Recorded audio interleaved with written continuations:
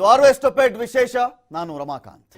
ಶಾಸಕಾಂಗ ಇಷ್ಟೊಂದು ಬೇಜವಾಬ್ದಾರಿಯಿಂದ ವರ್ತನೆ ಮಾಡಿರಬೇಕಾದ್ರೆ ಏನು ನಡೆದೇ ಇಲ್ಲ ಅಂತ ಹೇಳಿ ಒಣ ಪ್ರತಿಷ್ಠೆಗೆ ಬಿದ್ದು ಒಣ ಸಮರ್ಥನೆಗೆ ಬಿದ್ದು ತಿರುಗಾಡ್ತಾ ಇದ್ದಾಗ ನ್ಯಾಯಾಂಗ ಎಚ್ಚರಿಸ್ತಾ ಇದ್ದಿದ್ರೆ ಏನಾಗ್ತಾ ಇತ್ತು ನಮ್ಮ ಸ್ಥಿತಿ? ಸಾಕಷ್ಟು ಪ್ರಶ್ನೆಗಳೊಂದಿಗೆ ಅವರೊಂದಿಗೆ ಮಾತುಕತೆಯನ್ನು ಶುರು ಮಾಡ್ತೀನಿ. ಎ ಪಿ ರಂಗನಾಥ್ ಅವರು ಬೆಂಗಳೂರು ವಕೀಲರ ಸಂಘದ ಅಧ್ಯಕ್ಷರು, ಅತ್ಯಂತ ಯಂಗೆಸ್ಟ್ ಆ ಪೊಸಿಷನ್ಗೆ ಬಂದಂತಹ ನಾಯಕರವರು. ಅವ್ರನ್ನ ಮಾತನಾಡಿಸ್ತೀನಿ ನಾನು. ಸದ್ಯದ ನಮ್ಮ ಇವತ್ತಿನ ಜನಗಳನ್ನ ಉಳಿಸ್ತಾ ಇರತಕ್ಕಂಥ ಮಹತ್ ಕಾರ್ಯದಲ್ಲಿ ತುಂಬ ಅದ್ಭುತವಾಗಿ ಕೆಲಸ ಮಾಡ್ತಿರ್ತಕ್ಕಂತಹ ನ್ಯಾಯಾಂಗ ವ್ಯವಸ್ಥೆಗೆ ಮತ್ತೊಮ್ಮೆ ಅಭಿನಂದನೆಯನ್ನು ಹೇಳ್ತಾ ಎ ಪಿ ರಂಗನಾಥ್ ಅವರನ್ನ ನಾನು ಮತ್ತೊಮ್ಮೆ ವೆಲ್ಕಮ್ ಮಾಡ್ಕೊಳ್ತಾ ಅವ್ರಿಗೊಂದು ಪ್ರಶ್ನೆ ಕೇಳ್ತಾ ಇದ್ದೀನಿ.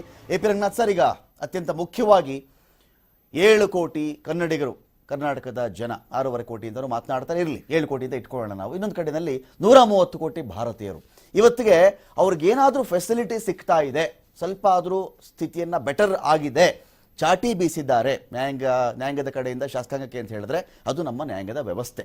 ನಮ್ಮ ನ್ಯಾಯಾಧೀಶರು, ನ್ಯಾಯಮೂರ್ತಿಗಳು, ಸುಪ್ರೀಂ ಕೋರ್ಟ್ನ ನ್ಯಾಯಮೂರ್ತಿ ಎಲ್ಲರೂ ಸೇರಿ ಮಾಡಿದ್ದಾರೆ. ಫಸ್ಟ್ ರಿಯಾಕ್ಷನ್ ಸರ್, ಇವತ್ತಿನ ಈ ಸ್ಥಿತಿ ಇಷ್ಟೊಂದು ಅಧೋಗತಿಗೆ ತಲುಪಿರಬೇಕಾದ್ರೆ ಶಾಸಕಾಂಗ ಅವ್ರ ಕೆಲಸನ ಅವ್ರು ಮಾಡಿದ್ದಿದ್ರೆ ನ್ಯಾಯಾಂಗ ಎಂಟ್ರಿ ಆಗೋ ಪ್ರಮೇಯವೇ ಬರ್ತಾ ಇಲ್ಲ. ಎಲ್ಲರೂ ಕೂಡ ಮುಖ್ಯಮಂತ್ರಿ ಅವ್ರ ಕೆಲಸ, ಶಾಸಕರ ಅವ್ರ ಕೆಲಸ, 2ನೇ ವೇಳೆಗೆ ಸಿದ್ಧತೆಯನ್ನು ಮಾಡ್ಕೊಂಡಿದ್ದಿದ್ರೆ, ಶಿಕ್ಷಕರನ್ನ ಚುನಾವಣಾ ಕೆಲಸಕ್ಕೆ ಬಳಸ್ಕೊಳ್ದೇ ಇದ್ದಿದ್ರೆ, ಆನಂತರದಲ್ಲಿ 5 ರಾಜ್ಯಗಳ ಚುನಾವಣೆ ನಡೆಸ್ತಾ ಇದ್ದಿದ್ರೆ, ಬೇರೆ ಬೇರೆ ರಾಜ್ಯಗಳಲ್ಲಿ ಕೊರೋನಾ ಉಲ್ಬಣಿಸುವಂತೆ ಇವ್ರು ನೋಡ್ಕೊಳ್ದೇ ಇದ್ದಿದ್ರೆ, ಉಲ್ಬಣಿಸಬಾರ್ದಾಗಿತ್ತು ಅಂತ ಕ್ರಮಕ್ಕೆ ಇವರು ಮುಂದಾಗಿ ವ್ಯಾಕ್ಸಿನ್ ಅಭಿಯಾನವನ್ನು ಜೋರು ಮಾಡಿದ್ದಿದ್ರೆ ಜನವರಿಗೆ ಡಿಕ್ಲೇರ್ ಮಾಡ್ತಾರೆ ಇವರು ಕೊರೋನಾ ಎಂಡ್ ಗೇಮಲ್ಲಿ ಇದ್ದೀವಿ ನಾವು, ಇಂಡಿಯಾದಲ್ಲಿ ಕೊರೋನಾ ಹೊರಟು ಹೋಯ್ತು ಅಂತೇಳಿ. ಹಾಗಾಗಿ ಲಸಿಕೆ ಕಡೆ ಗಮನವೇ ಬರಲಿಲ್ಲ. ಮತ್ತು ಇವರ ಇನ್ನೊಂದು ಕಡೆ ಮಾತನಾಡ್ತಾರೆ 2ನೇ ಅಲೆ ಬರ್ತಾ ಇತ್ತು ಅಂತೇಳಿ.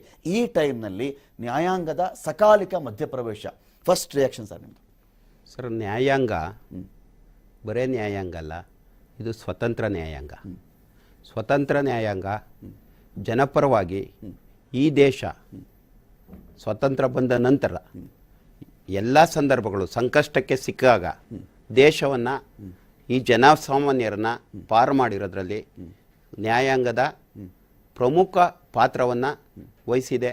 ಇವತ್ತು ಅಷ್ಟೇ ಆ ಪಾತ್ರವನ್ನು ನಾವು ಜನಸಾಮಾನ್ಯರ ಜೊತೆ ಇದ್ದೇವೆ, ಯಾವುದೇ ಶಾಸಕಾಂಗ ವಿಫಲವಾಗಿದ್ದರೂ ನಿಮ್ಮ ಜೊತೆ ಇದ್ದೀವಿ ಅಂತ ಹೇಳಿ ಸಂದರ್ಭ ಬಂದಾಗ, ಈ ಸಂದರ್ಭ ಒದಗಿ ಬಂದಿದ್ದರಿಂದ ನ್ಯಾಯಾಂಗ ನಿಂತು ಜನಪರ ತೀರ್ಪುಗಳನ್ನು ನೀಡಿ ಕರ್ನಾಟಕ ಉಚ್ಚ ನ್ಯಾಯಾಲಯ ಇರ್ಬೋದು, ಮಡ್ರಾಸ್ ಹೈಕೋರ್ಟ್ ಇರ್ಬೋದು, ಡೆಲ್ಲಿ ಹೈಕೋರ್ಟ್ ಇರ್ಬೋದು, ಅಲಹಾಬಾದ್ ಹೈಕೋರ್ಟ್ ಇರ್ಬೋದು, ಸರ್ವೋಚ್ಚ ನ್ಯಾಯಾಲಯ ಇರ್ಬೋದು, ಒಂದು ಮ್ಯಾಜಿಸ್ಟ್ರೇಟ್ ನ್ಯಾಯಾಲಯ ಇರ್ಬೋದು, ಇವತ್ತು ನ್ಯಾಯಾಲಯದ ಕೆಳಭಾಗದಿಂದ ಹಿಡಿದು ಸರ್ವೋಚ್ಚ ನ್ಯಾಯಾಲಯಗಳವರೆಗೂ ಈ ನಮ್ಮ ಸಂಕಷ್ಟದಲ್ಲಿರುವ ಜನಸಾಮಾನ್ಯರನ್ನು ರಕ್ಷಿಸುವ ಕೆಲಸವನ್ನು ಅತಿ ಹೆಚ್ಚಾಗಿ ಯಶಸ್ವಿಯಾಗಿ ಮಾಡೋದ್ರಲ್ಲಿ ಸಫಲವಾಗಿದೆ.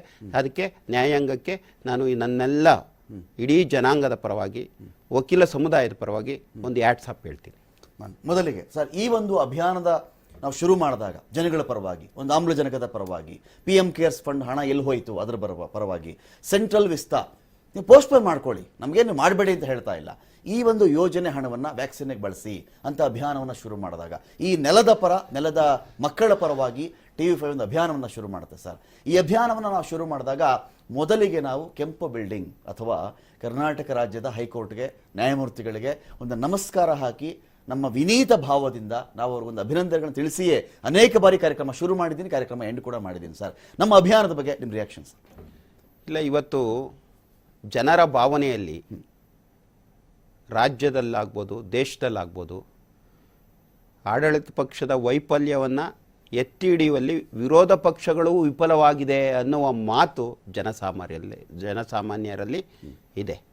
ಅದನ್ನು ಮೀರಿಸುವ, ಅದನ್ನು ಹೋಗಲಾಡಿಸುವ ಕೆಲಸವನ್ನು ತಾವು ತಮ್ಮ TV ಚಾನೆಲ್ ಮುಖಾಂತರ ಮಾಡ್ತಾ ಇದ್ದೀರಾ. ತಮಗೆ ಕನ್ನಡಿಗರ ಪರವಾಗಿ, ಏನು 7 ಕೋಟಿ ಜನರ ಪರವಾಗಿ ನಾನು ಅಭಿನಂದನೆಗಳನ್ನು ಸಲ್ಲಿಸ್ತೇನೆ. ಎಲ್ಲರಿಗೂ ಸೇರ್ಬೇಕು ಸರ್, ಅದು ನಮ್ಮ ಇಡೀ ಸಮಸ್ತ ಸಿಬ್ಬಂದಿಗೂ ಸೇರ್ಬೇಕು ಸರ್. ಹೌದು, ಎಲ್ಲ ನಿಮ್ಮ ಕುಟುಂಬಕ್ಕೆ, TV5 ಚಾನೆಲ್ ಕುಟುಂಬಕ್ಕೆ ಅದನ್ನು ನಾನು ಗೌರವಪೂರ್ವಕವಾಗಿ ಅಭಿನಂದನೆಗಳನ್ನು ಸಲ್ಲಿಸ್ತೇನೆ. ಇದಕ್ಕೆ ಪ್ರತಿಯಾಗಿ ಸರ್, ಕರ್ನಾಟಕ ರಾಜ್ಯದ ಉದ್ದಗಲದಲ್ಲಿಯೂ ಕೂಡ 218 ವಕೀಲರುಗಳನ್ನು ನಾವು ಕಳ್ಕೊಂಡಿದ್ದೀವಿ ಸರ್. ನಮ್ಮ TV5 ಕಡೆಯಿಂದ ಅತಿ ದೊಡ್ಡ ಸಂತಾಪಗಳು ಸರ್. ನಿಮ್ಮ ನೋವಿನಲ್ಲಿ, ನಿಮ್ಮ ದುಃಖದಲ್ಲಿ ಆ ಕುಟುಂಬಗಳ ಪರವಾಗಿ ನಾವಿದ್ದೀವಿ. ಅವ್ರಿಗೂ ಪರಿಹಾರವನ್ನು ಕೂಡ ನಾವು ಕೇಳ್ಕೊಳ್ತಾ ಇದ್ದೀವಿ ಸರ್. ಶಾಸಕಾಂಗದ ಮೂಲಕವಾಗಿ ಅದು ಜಾರಿ ಆಗಬೇಕು ಅಂತ ಹೇಳಿ ನಾವು ಚಾಮರಾಜನಗರ ವಿಚಾರದಲ್ಲಿಯೂ ನಮ್ಮ ನಿಲುವು ಅದೇನೆ, ಆ ಬಡ ಜನರಿಗೆ ಒಂದು ಪರಿಹಾರವನ್ನು ಕೊಡಿ ಅಂತ ನಾವು ಮಾತನಾಡ್ತಾ ಇದ್ದೀವಿ. ಏನಾಗಿದೆ ಸರ್, ಇಲ್ಲಿ ಒಂದು ಯೂನಿಫಾರ್ಮ್ ಡಿಸ್ಟ್ರಿಬ್ಯೂಷನ್, ನಮಗೆ ಲಸಿಕೆ ಹಾಕಿಬಿಟ್ಟಿದ್ದಿದ್ರೆ ನಾವು ಬದುಕ್ತಾ ಇದ್ವಿ, ಅದಕ್ಕೆ ನಾವು ಅದನ್ನು ಕೇಳಬಾರ್ದ ಸರ್? ನಾವು ಲಸಿಕೆ ಹಾಕಿದ್ದಿದ್ರೆ ನಾವು ಬದುಕ್ತಾ ಇದ್ವಿ. ಕೊರೋನಾ ಮರಣಾಂತಿಕ ಅಲ್ಲ ಸರ್. ಕೊರೋನಾ ಬಂದವರೆಲ್ಲರೂ ಸಾಯಬೇಕು ಅಂತೇನಿಲ್ಲ.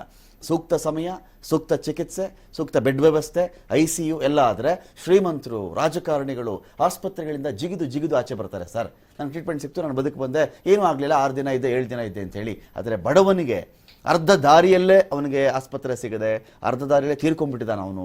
ICU ಸಿಕ್ಕಿಲ್ಲ ಅವನಿಗೆ, ವ್ಯಾಕ್ಸಿನ್ ಸಿಕ್ಕಿಲ್ಲ, ರೆಮ್ಡಿಸಿವಿರ್ ಸರ್ ತೀರಾ ನಿನ್ನೆ ಮೊನ್ನೆವರೆಗೂ ಇವತ್ತಿನವರೆಗೂ ಕೂಡ ಕಾಳಸಂತೆಯಲ್ಲಿ ಮಾರಾಟ ಆಗುತ್ತೆ, ಸಂಜೀವಿನಿ ಅವೆಲ್ಲವೂ ಕೂಡ. ಇದನ್ನು ಒದಗಿಸುವಲ್ಲಿ ಇಂಥ ನಿರ್ಲಕ್ಷ್ಯ ಯಾಕೆ ಸರ್ಕಾರದ್ದು? ಆ ಒಂದು ವಿಚಾರಕ್ಕೆ ಸಂಬಂಧಪಟ್ಟಂತೆ ನಾವು ಪ್ರಶ್ನೆ ಮಾಡಿದಾಗ ಸಕಾಲಿಕವಾಗಿ ಕೂಡ ಹೈಕೋರ್ಟ್ ಗಮನಕ್ಕೂ ಆ ವಿಷಯ ಬಂದಿತ್ತು. ಅದ್ರ ಬಗ್ಗೆ ಆರ್ಡರ್ಗಳನ್ನು ಮಾಡಿದ್ರಿ. ಯಾಕೆ ಡಿಸ್ಟ್ರಿಬ್ಯೂಟ್ ಮಾಡ್ತಾ ಇಲ್ಲ ನೀವು?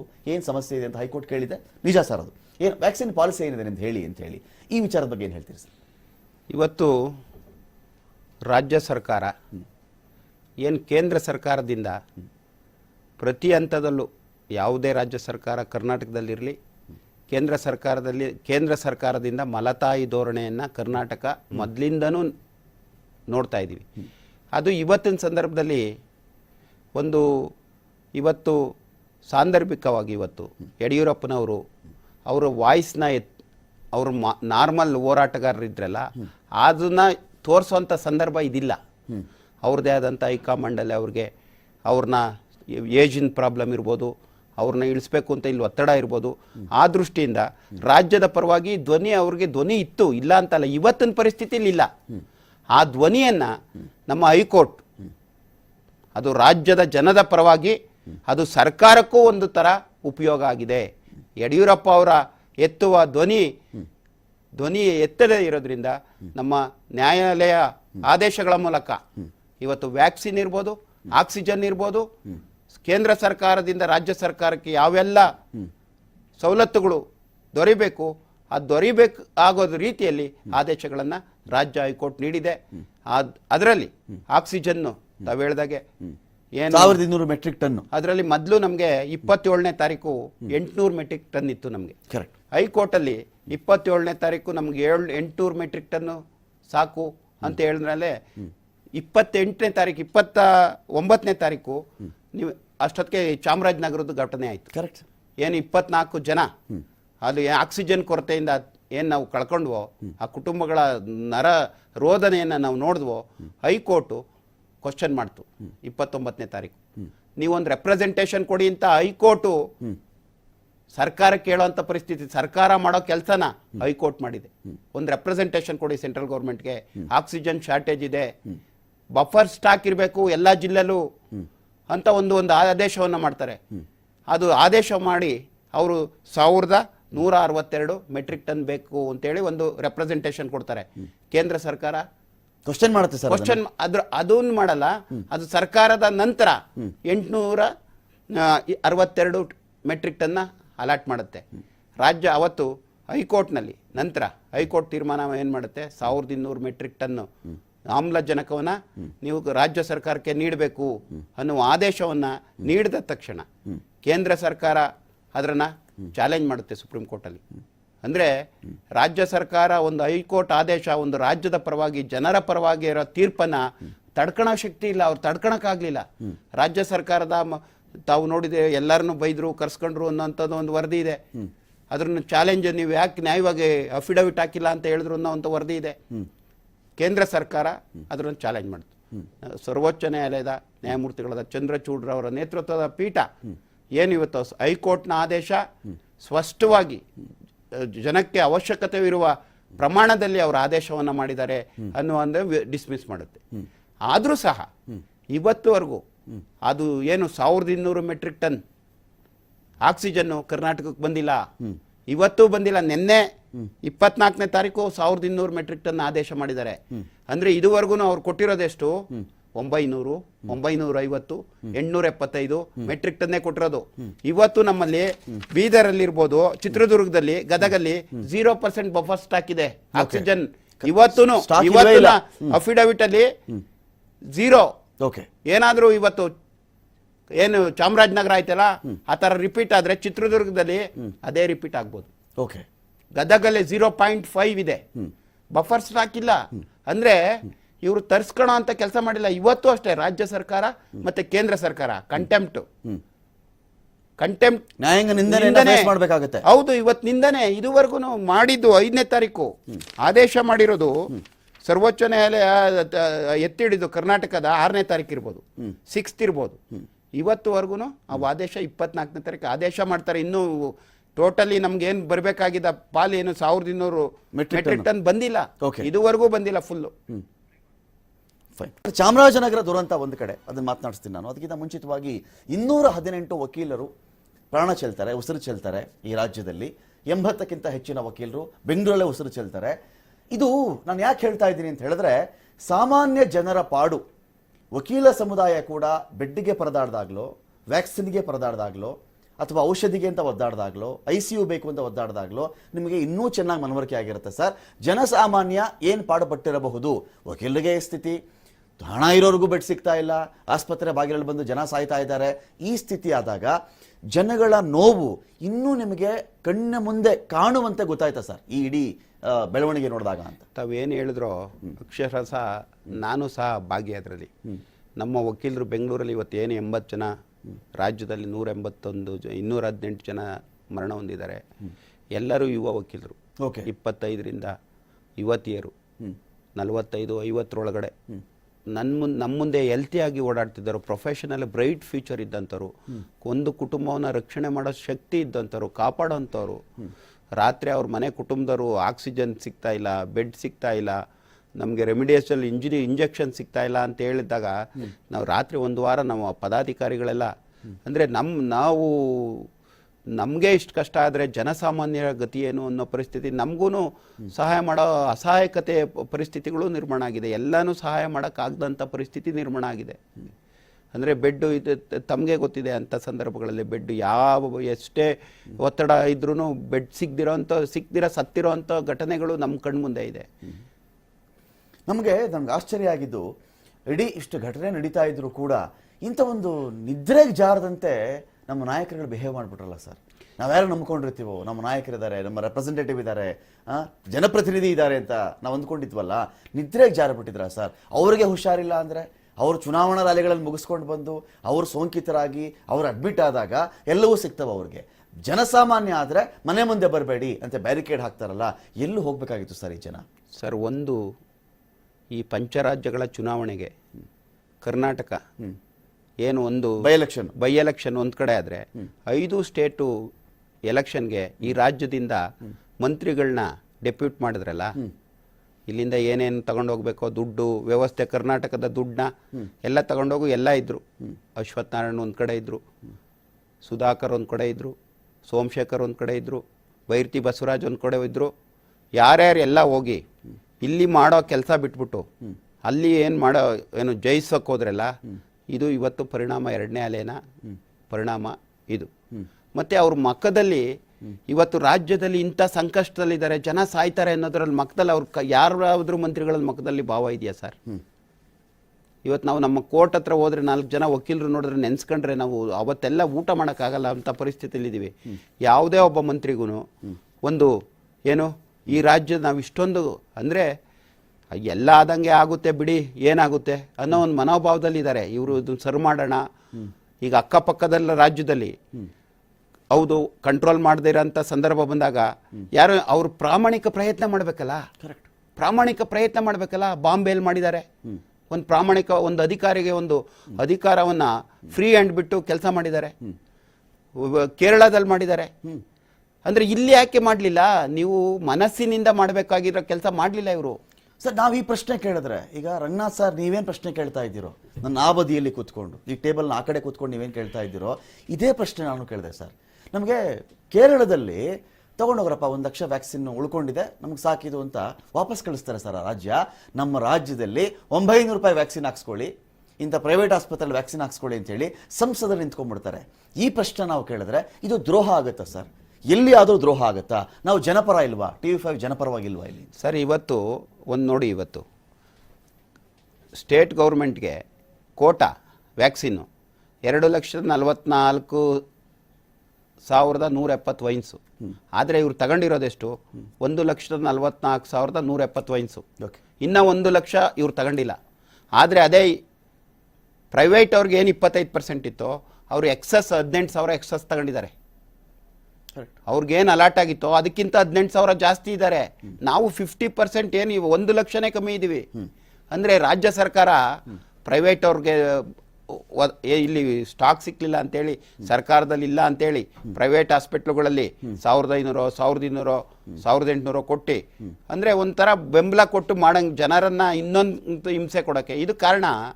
ಕೇಂದ್ರ ಸರ್ಕಾರ ಎಲ್ಲರಿಗೂ ಉಚಿತವಾಗಿ ಈ ವ್ಯಾಕ್ಸಿನ್ ಕೊಡಬೇಕಾಗಿತ್ತು ಪ್ರಥಮವಾಗಿ. ನಮ್ಮ ನಿಜವಾದ ಪಾಯಿಂಟ್ ಸರ್, ನಾವೇನು ಅವತ್ತಿನಿಂದ ಇವತ್ತರೆಗೂ ಅಭಿಯಾನವನ್ನು ಮಾಡ್ತಾ ಇದ್ದೀರೋ, ಕೇಂದ್ರ ಯಾಕೆ ಫ್ರೀ ವ್ಯಾಕ್ಸಿನ್ ಅನ್ನ ಇಡೀ ದೇಶದಲ್ಲಿ ಕೊಡಲಿಲ್ಲ? 35 ಲಕ್ಷ ಕೋಟಿಯ ಒಂದು ಬಜೆಟ್ನಲ್ಲಿ ಸರ್, 35 ಲಕ್ಷ ಕೋಟಿಯ ಬಜೆಟ್ನಲ್ಲಿ 5% ಖರ್ಚು ಮಾಡಿಬಿಟ್ರು ಕೂಡ ನಮಗೆ ವ್ಯಾಕ್ಸಿನ್ನು ಆಗುತ್ತೆ, ಜೀವ ವಿಮೆನೂ ಆಗುತ್ತೆ, ಆರೋಗ್ಯ ವಿಮೆನೂ ಬರುತ್ತೆ ಸರ್. ಅದನ್ನು ಮಾಡಲಿಲ್ವಲ್ಲ. ಸೆಂಟ್ರಲ್ ವಿಸ್ತಾ ಪ್ರಾಜೆಕ್ಟ್ಗೆ ಅವ್ರಿಗೆ ಆಸಕ್ತಿ ಇರುತ್ತೆ, ಆದರೆ ನಮಗೆ ಯಾಕಪ್ಪ ಮಾಡಲಿಲ್ಲ?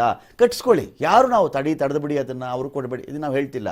ಈ ಸಮಯ ಇದೆಯಲ್ಲ, ಪ್ಲೀಸ್ ಡೈವರ್ಟ್ ಮಾಡಿಬಿಡಿ ಅದನ್ನು.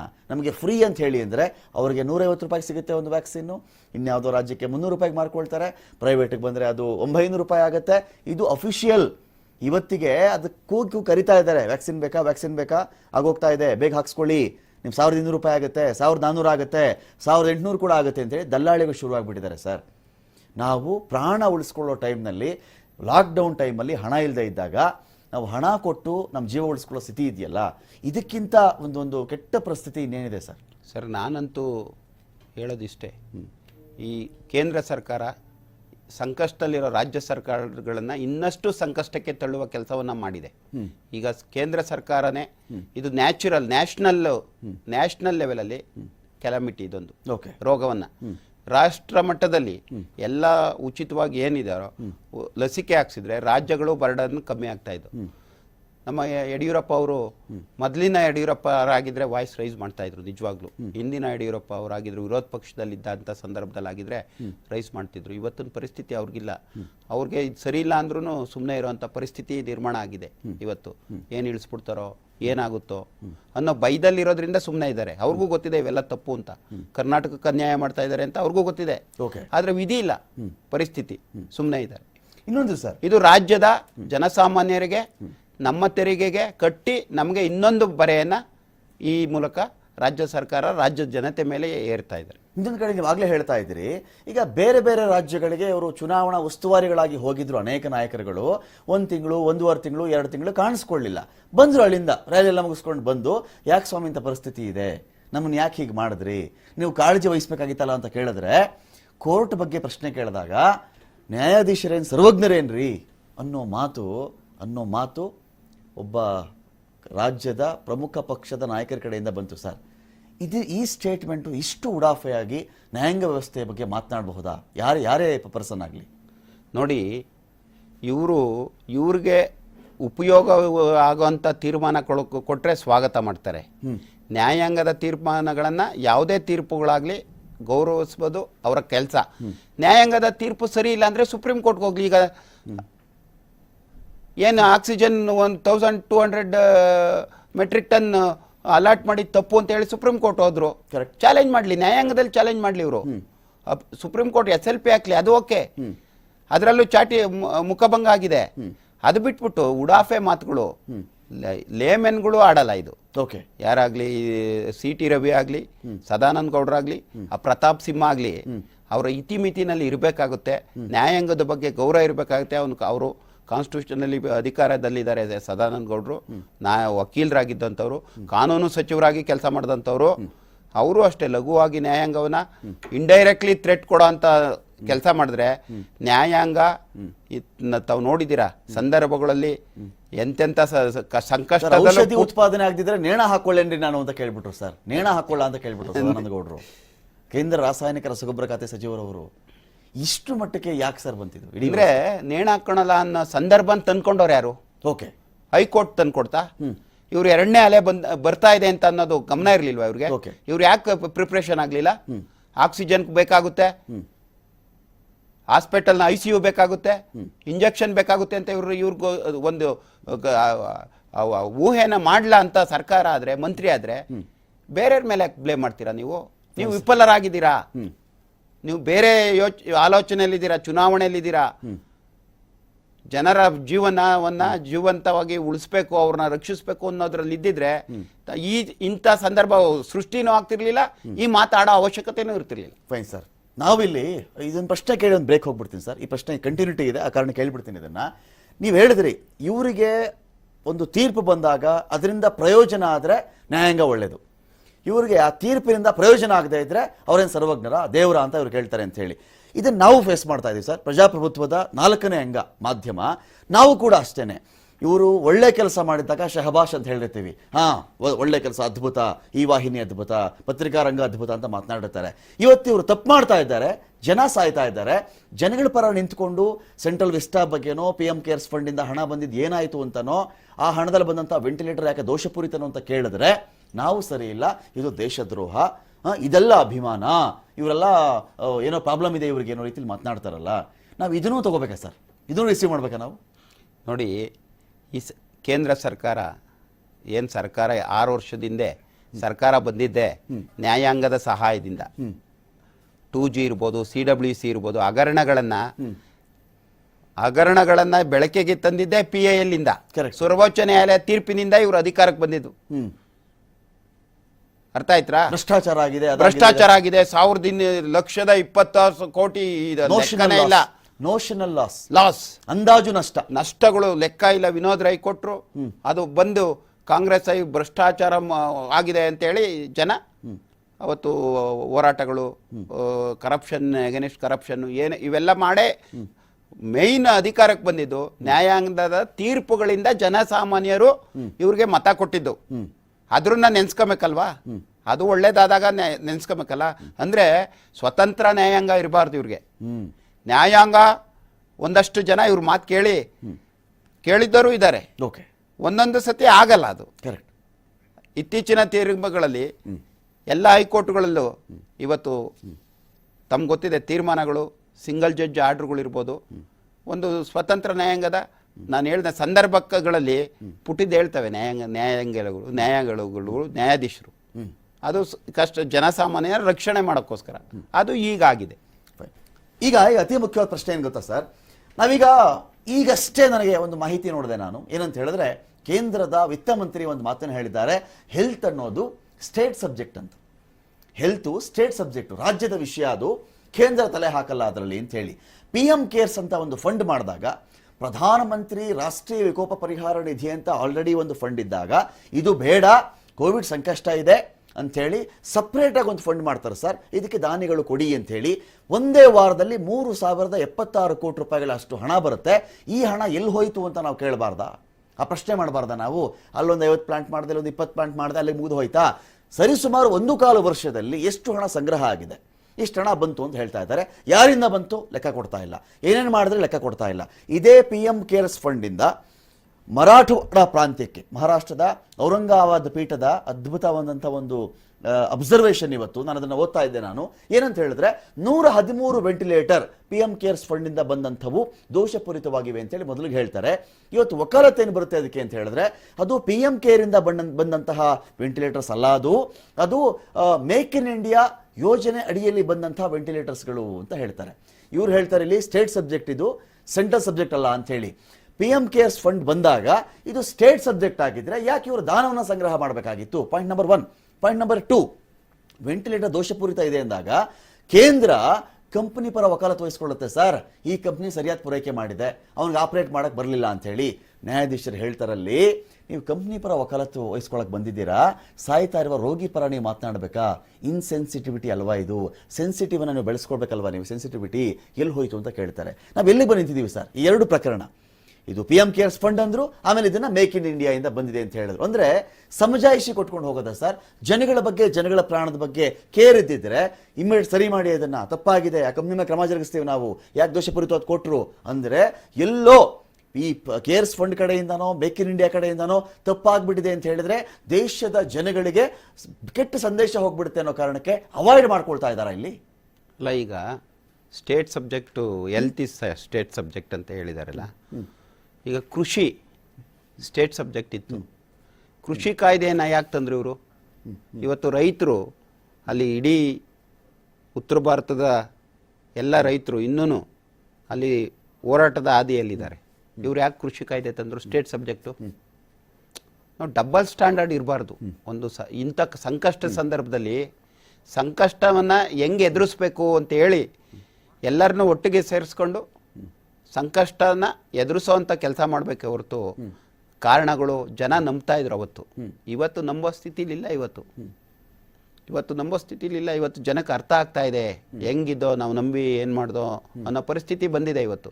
ಆ ದೃಷ್ಟಿಯಲ್ಲಿ ಅವರು ಇವತ್ತು ನಾವು ಸಂದಿಗ್ಧ ಪರಿಸ್ಥಿತಿಯಿಂದ ಹೊರಬರುವ ಕೆಲಸವನ್ನು ಮಾಡೋಕ್ಕಷ್ಟೇ ಅವ್ರು ಪ್ರಯತ್ನ ಪಡಬೇಕು. ಇನ್ನೊಂದು ಸರ್, ನಮಗೆ ವ್ಯಾಕ್ಸಿನ್ ಬಗ್ಗೆ ನಾವು ಮಾತನಾಡ್ತಾ ಇದ್ದೀವಿ. ಈಗ ಮೊದಲನೇ ಅಲೆ ಬಂತು, ನಮ್ಗೆ ಗೊತ್ತಿಲ್ಲ ಸರ್ ಕೊರೋನಾ ಅಂದ್ರೆ ಏನು ಎತ್ತ ನಮ್ಗೆ ಗೊತ್ತಿರಲಿಲ್ಲ. ಕನ್ಫ್ಯೂಸ್ ಆಗ್ಬಿಟ್ವಿ, ಗಾಬರಿ ಆಗ್ಬಿಟ್ವಿ, ಲಾಕ್ಡೌನ್ ಮಾಡಿದ್ರು. ನೂರಾರು ಸಾವಿರಾರು ಲಕ್ಷಾಂತರ ಜನ ಮಹಾವಲಸೆ. ಬಹುಶಃ ಭಾರತದ ಸ್ವಾತಂತ್ರ್ಯ ಆದಾಗ ಪಾಕಿಸ್ತಾನಕ್ಕೆ ಅಷ್ಟು ಜನ ಹೋಗ್ಬಿಟ್ರು, ಇಲ್ಲಷ್ಟು ಜನ ಉಳ್ಕೊಂಡ್ರು, ಅವರಲ್ಲಿ ಕಿರುಕುಳ ಕೊಟ್ಟರು. ಇದೆಲ್ಲ ಕೇಳಿದ ಮೇಲೆ ಒಂದು ದೊಡ್ಡ ವಲಸೆ ನೋಡಿದ್ದೆ ನಾವು ಕಳೆದ ಬಾರಿಯ ಲಾಕ್ಡೌನ್ ಟೈಮ್ನಲ್ಲಿ. ಅಂಥ ಟೈಮ್ನಲ್ಲಿ ಸತ್ತೋದವ್ರು ಎಷ್ಟು ಅಂತ ಹೇಳಿ ಅಂದರೆ ನಮ್ಮ ಬಳಿ ಲೆಕ್ಕನೇ ಇಲ್ಲ ಅಂತ ಜಾರ್ಕೊಂಡ್ರು. ಸುಪ್ರೀಂ ಕೋರ್ಟ್ ಕಣ್ಣಿಗೆ ಈ ರೀತಿಯಲ್ಲಿ ಕೂಡ ಮಣ್ಣೆರಚಬಹುದು ಅಂತ ನಮ್ಗೆ ಗೊತ್ತಿರಲಿಲ್ಲ. ನಮ್ಮ ಹತ್ರ ಲೆಕ್ಕನೇ ಇಲ್ಲ, ಆ ಕಡತಗಳೇ ಇಲ್ಲ ಅಂತ ಮಾತನಾಡ್ಬಿಟ್ರು. ಇರಲಿ, ಇದಾದ ಮೇಲೆ ಒಂದು ವ್ಯಾಕ್ಸಿನ್ ಡ್ರೈವ್ಗೆ ಇಡೀ ವಿಶ್ವ ಸಜ್ಜಾಗಿ ಆ ದೇಶದಲ್ಲಿ ಉತ್ಪಾದನೆ ಮಾಡಿದ್ರೋ ಮಾಡಲಿಲ್ವೋ, ಆ ದೇಶದ ವಿಜ್ಞಾನಿಗಳು ಸಕ್ಸಸ್ ಆದ್ರೋ ಇಲ್ವೋ, ಯಾವ ದೇಶದಲ್ಲಿ ವಿಜ್ಞಾನಿ ಕಂಡು ಹಿಡಿದಿದ್ದಾನೋ ತಗೊಂಡು ಬನ್ನಿ, ನನ್ನ ದೇಶದ ಪ್ರಜೆ ಉಳಿಸ್ಕೊಳ್ಬೇಕು ಅಂತೇಳಿ ಅನೇಕ ದೇಶಗಳು ಒಟ್ಟಾಗಿ ಇಂಡಿಯಾ, ನಾನು ವಿಶ್ವದ ಫಾರ್ಮಸಿ ಕ್ಯಾಪಿಟಲ್, ವಿಶ್ವದ ಫಾರ್ಮಸಿಯ ರಾಜಧಾನಿ ಅಂತ ಹೇಳಿಕೊಂಡು ನಾವು 1 ಕೋಟಿಯಷ್ಟು ಲಸಿಕೆಯನ್ನು ದಾನ ಮಾಡಿದ್ವಿ. 3.25 ಕೋಟಿ 4 ಕೋಟಿಯಷ್ಟು ಲಸಿಕೆಯನ್ನು ಕಮರ್ಷಿಯಲ್ ಬಿಸ್ನೆಸ್ಗೆ ನಾವು ಮಾರಾಟ ಕೂಡ ಮಾಡ್ಕೊಂಡ್ವಿ. ನಮ್ಮ ಪ್ರಶ್ನೆ ಏನು ಅಂತ ಹೇಳಿದ್ರೆ, ನೀವು ಮಾರಾಟ ಮಾಡಿದ್ದರ ಬಗ್ಗೆ ನಮ್ಮ ತಕರಾರಿಲ್ಲ, ನೀವು ದಾನ ಕೊಟ್ಟಿದ್ದರ ಬಗ್ಗೆ ನಮ್ಮ ತಕರಾರಿಲ್ಲ. ನಾವು ಕೇಳೋದು ವ್ಯಾಕ್ಸಿನ್ ವಿಚಾರದಲ್ಲಿ ನಮ್ಮ ದೇಶದ ಜನಗಳಿಗೆ ಮೊದಲ ಆದ್ಯತೆಯನ್ನು ನೀವು ಕೊಟ್ಟು ಯಾರಿಗಾದ್ರೂ ದಾನ ಮಾಡ್ಕೊಳ್ಳಿ. ನೀವು ಅಮೆರಿಕ ತನ್ನ ದೇಶದ ಜನಗಳಿಗೆ ಸಂಗ್ರಹ ಮಾಡಿಕೊಂಡು ಆ ನಂತರ ಬೇರೆ ದೇಶಕ್ಕೆ ಸಹಾಯ ಮಾಡ್ಬೋದಾ ಯೋಚನೆ ಮಾಡ್ತಾ ಇದೆ. ಅಲ್ಲಿ ಮಾಸ್ಕ್ ಹಾಕೋಬೇಡಿ ಅಂತ ಹೇಳ್ತಾರೆ. ಇಸ್ರೇಲ್ ಮಾಸ್ಕ್ ಬೇಡ ಅಂತ ಮಾತನಾಡ್ತಾರೆ. ನಮ್ಮ ದೇಶದಲ್ಲಿ ಇನ್ನೂ ವ್ಯಾಕ್ಸಿನ್ ಇಲ್ಲದೆ, ನನಗೊಂದು ವ್ಯಾಕ್ಸಿನ್ ಕೊಡಿ, ಸೆಕೆಂಡ್ ಡೋಸ್ ಆದರೆ ಓಕೆ, ಫಸ್ಟ್ ಡೋಸ್ ಕೊಡಲ್ಲ, 8x44 ಸರ್ಕಾರಿ ಆಸ್ಪತ್ರೆಯಲ್ಲಿ ಇಲ್ಲ, ಪ್ರೈವೇಟ್ ಆಸ್ಪತ್ರೆ ಸಿಗುತ್ತೆ ಅಂತ ಹೇಳಿದ್ರೆ ಒಂದು ಯೂನಿಫಾರ್ಮಿಟಿ ಬೇಡವಾ ಸರ್? ಇದರಲ್ಲಿ ಒಂದು ಯೂನಿಫಾರ್ಮಿಟಿ ಬೇಡವಾ? ಒಂದು ಜವಾಬ್ದಾರಿ ಬೇಡವಾ? ಪ್ರಜೆಗಳ ಪ್ರಾಣದ ಬಗ್ಗೆ ಕಾಳಜಿ ಇದ್ದಿದ್ರೆ ನನ್ನ ದೇಶ ಮೊದಲು, ಇಲ್ಲಿ ನಾನು ಕೊಟ್ಬಿಡ್ತೀನಿ. ನೀವು 6 ಕೋಟಿ ಡೋಸ್ ಅಂತ ಹೇಳಿದ್ರೆ 3 ಕೋಟಿ ಜನಕ್ಕೆ 2 ಡೋಸ್ ಆಗ್ಬಿಡೋದು ಸರ್. 3 ಕೋಟಿ ಜನಕ್ಕೆ 2 ಡೋಸ್ ಆಗೋದು. ಇದರ ಮಧ್ಯದಲ್ಲಿ ದೇಶದಲ್ಲಿ 1% ಕಡಿಮೆ ಜನರಿಗೆ ವ್ಯಾಕ್ಸಿನೇಷನ್ ನೀವು ಮಾಡಿಸಿ 5 ರಾಜ್ಯಗಳ ಚುನಾವಣೆಯಲ್ಲಿ 10 ಲಕ್ಷ ಜನ ನೀವೊಂದು ಬ್ರಿಗೇಡ್ ಪರೇಡ್ ಅಂತ ಮಾಡಿಸ್ತೀರಿ ಅಂತ ಹೇಳಿದ್ರೆ ಜನಗಳ ಪ್ರಾಣದ ಬಗ್ಗೆ ಕಿಂಚಿತ್ತಾದರೂ ಇವರಿಗೆ ಕಾಳಜಿ ಇತ್ತ ಅಂತ ನನ್ನ ಪ್ರಶ್ನೆ. ಒಂದು, ಈ ವ್ಯಾಕ್ಸಿನ್ ಪಾಲಿಸಿ ಮಾಡಿದ್ರಲ್ಲ, ಇವರು ಅದನ್ನ ಸೀರಿಯಸ್ ಆಗೇ ತಗೊಂಡಿಲ್ಲ. ಈ ನ್ಯಾಯಾಲಯ ಮಧ್ಯಪ್ರವೇಶ ಮಾಡಿದ ನಂತರ ಈ ವ್ಯಾಕ್ಸಿನ್ ಬಗ್ಗೆ ಜನಗಳಿಗೂ ಅಷ್ಟೇ ಅಲೋಕೇಶನ್ ನ್ಯಾಯಾಲಯ ಹೇಳಬೇಕಾಯ್ತು. ಅಲೋಕೇಶನ್ ಇರ್ಬೋದು, ಸ್ಟೇಟ್ಗೆ ಎಷ್ಟು ಇರ್ಬೋದು, ಪ್ರೈವೇಟ್ಗೆ ಎಷ್ಟು, ಗೌರ್ಮೆಂಟ್ಗೆ ಎಷ್ಟು, ಇವರು ಆಮೇಲೆ ಪ್ರೈಸು 150 ಸೆಂಟ್ರಲ್ ಗೌರ್ಮೆಂಟ್ಗಂತೆ, 400 ರೂಪಾಯಿ ಸ್ಟೇಟ್ ಗೌರ್ಮೆಂಟ್ಗಂತೆ. ಯಾವ ನ್ಯಾಯ? ಬೇರೆ ಬೇರೆ ಕೆಮಿಕಲ್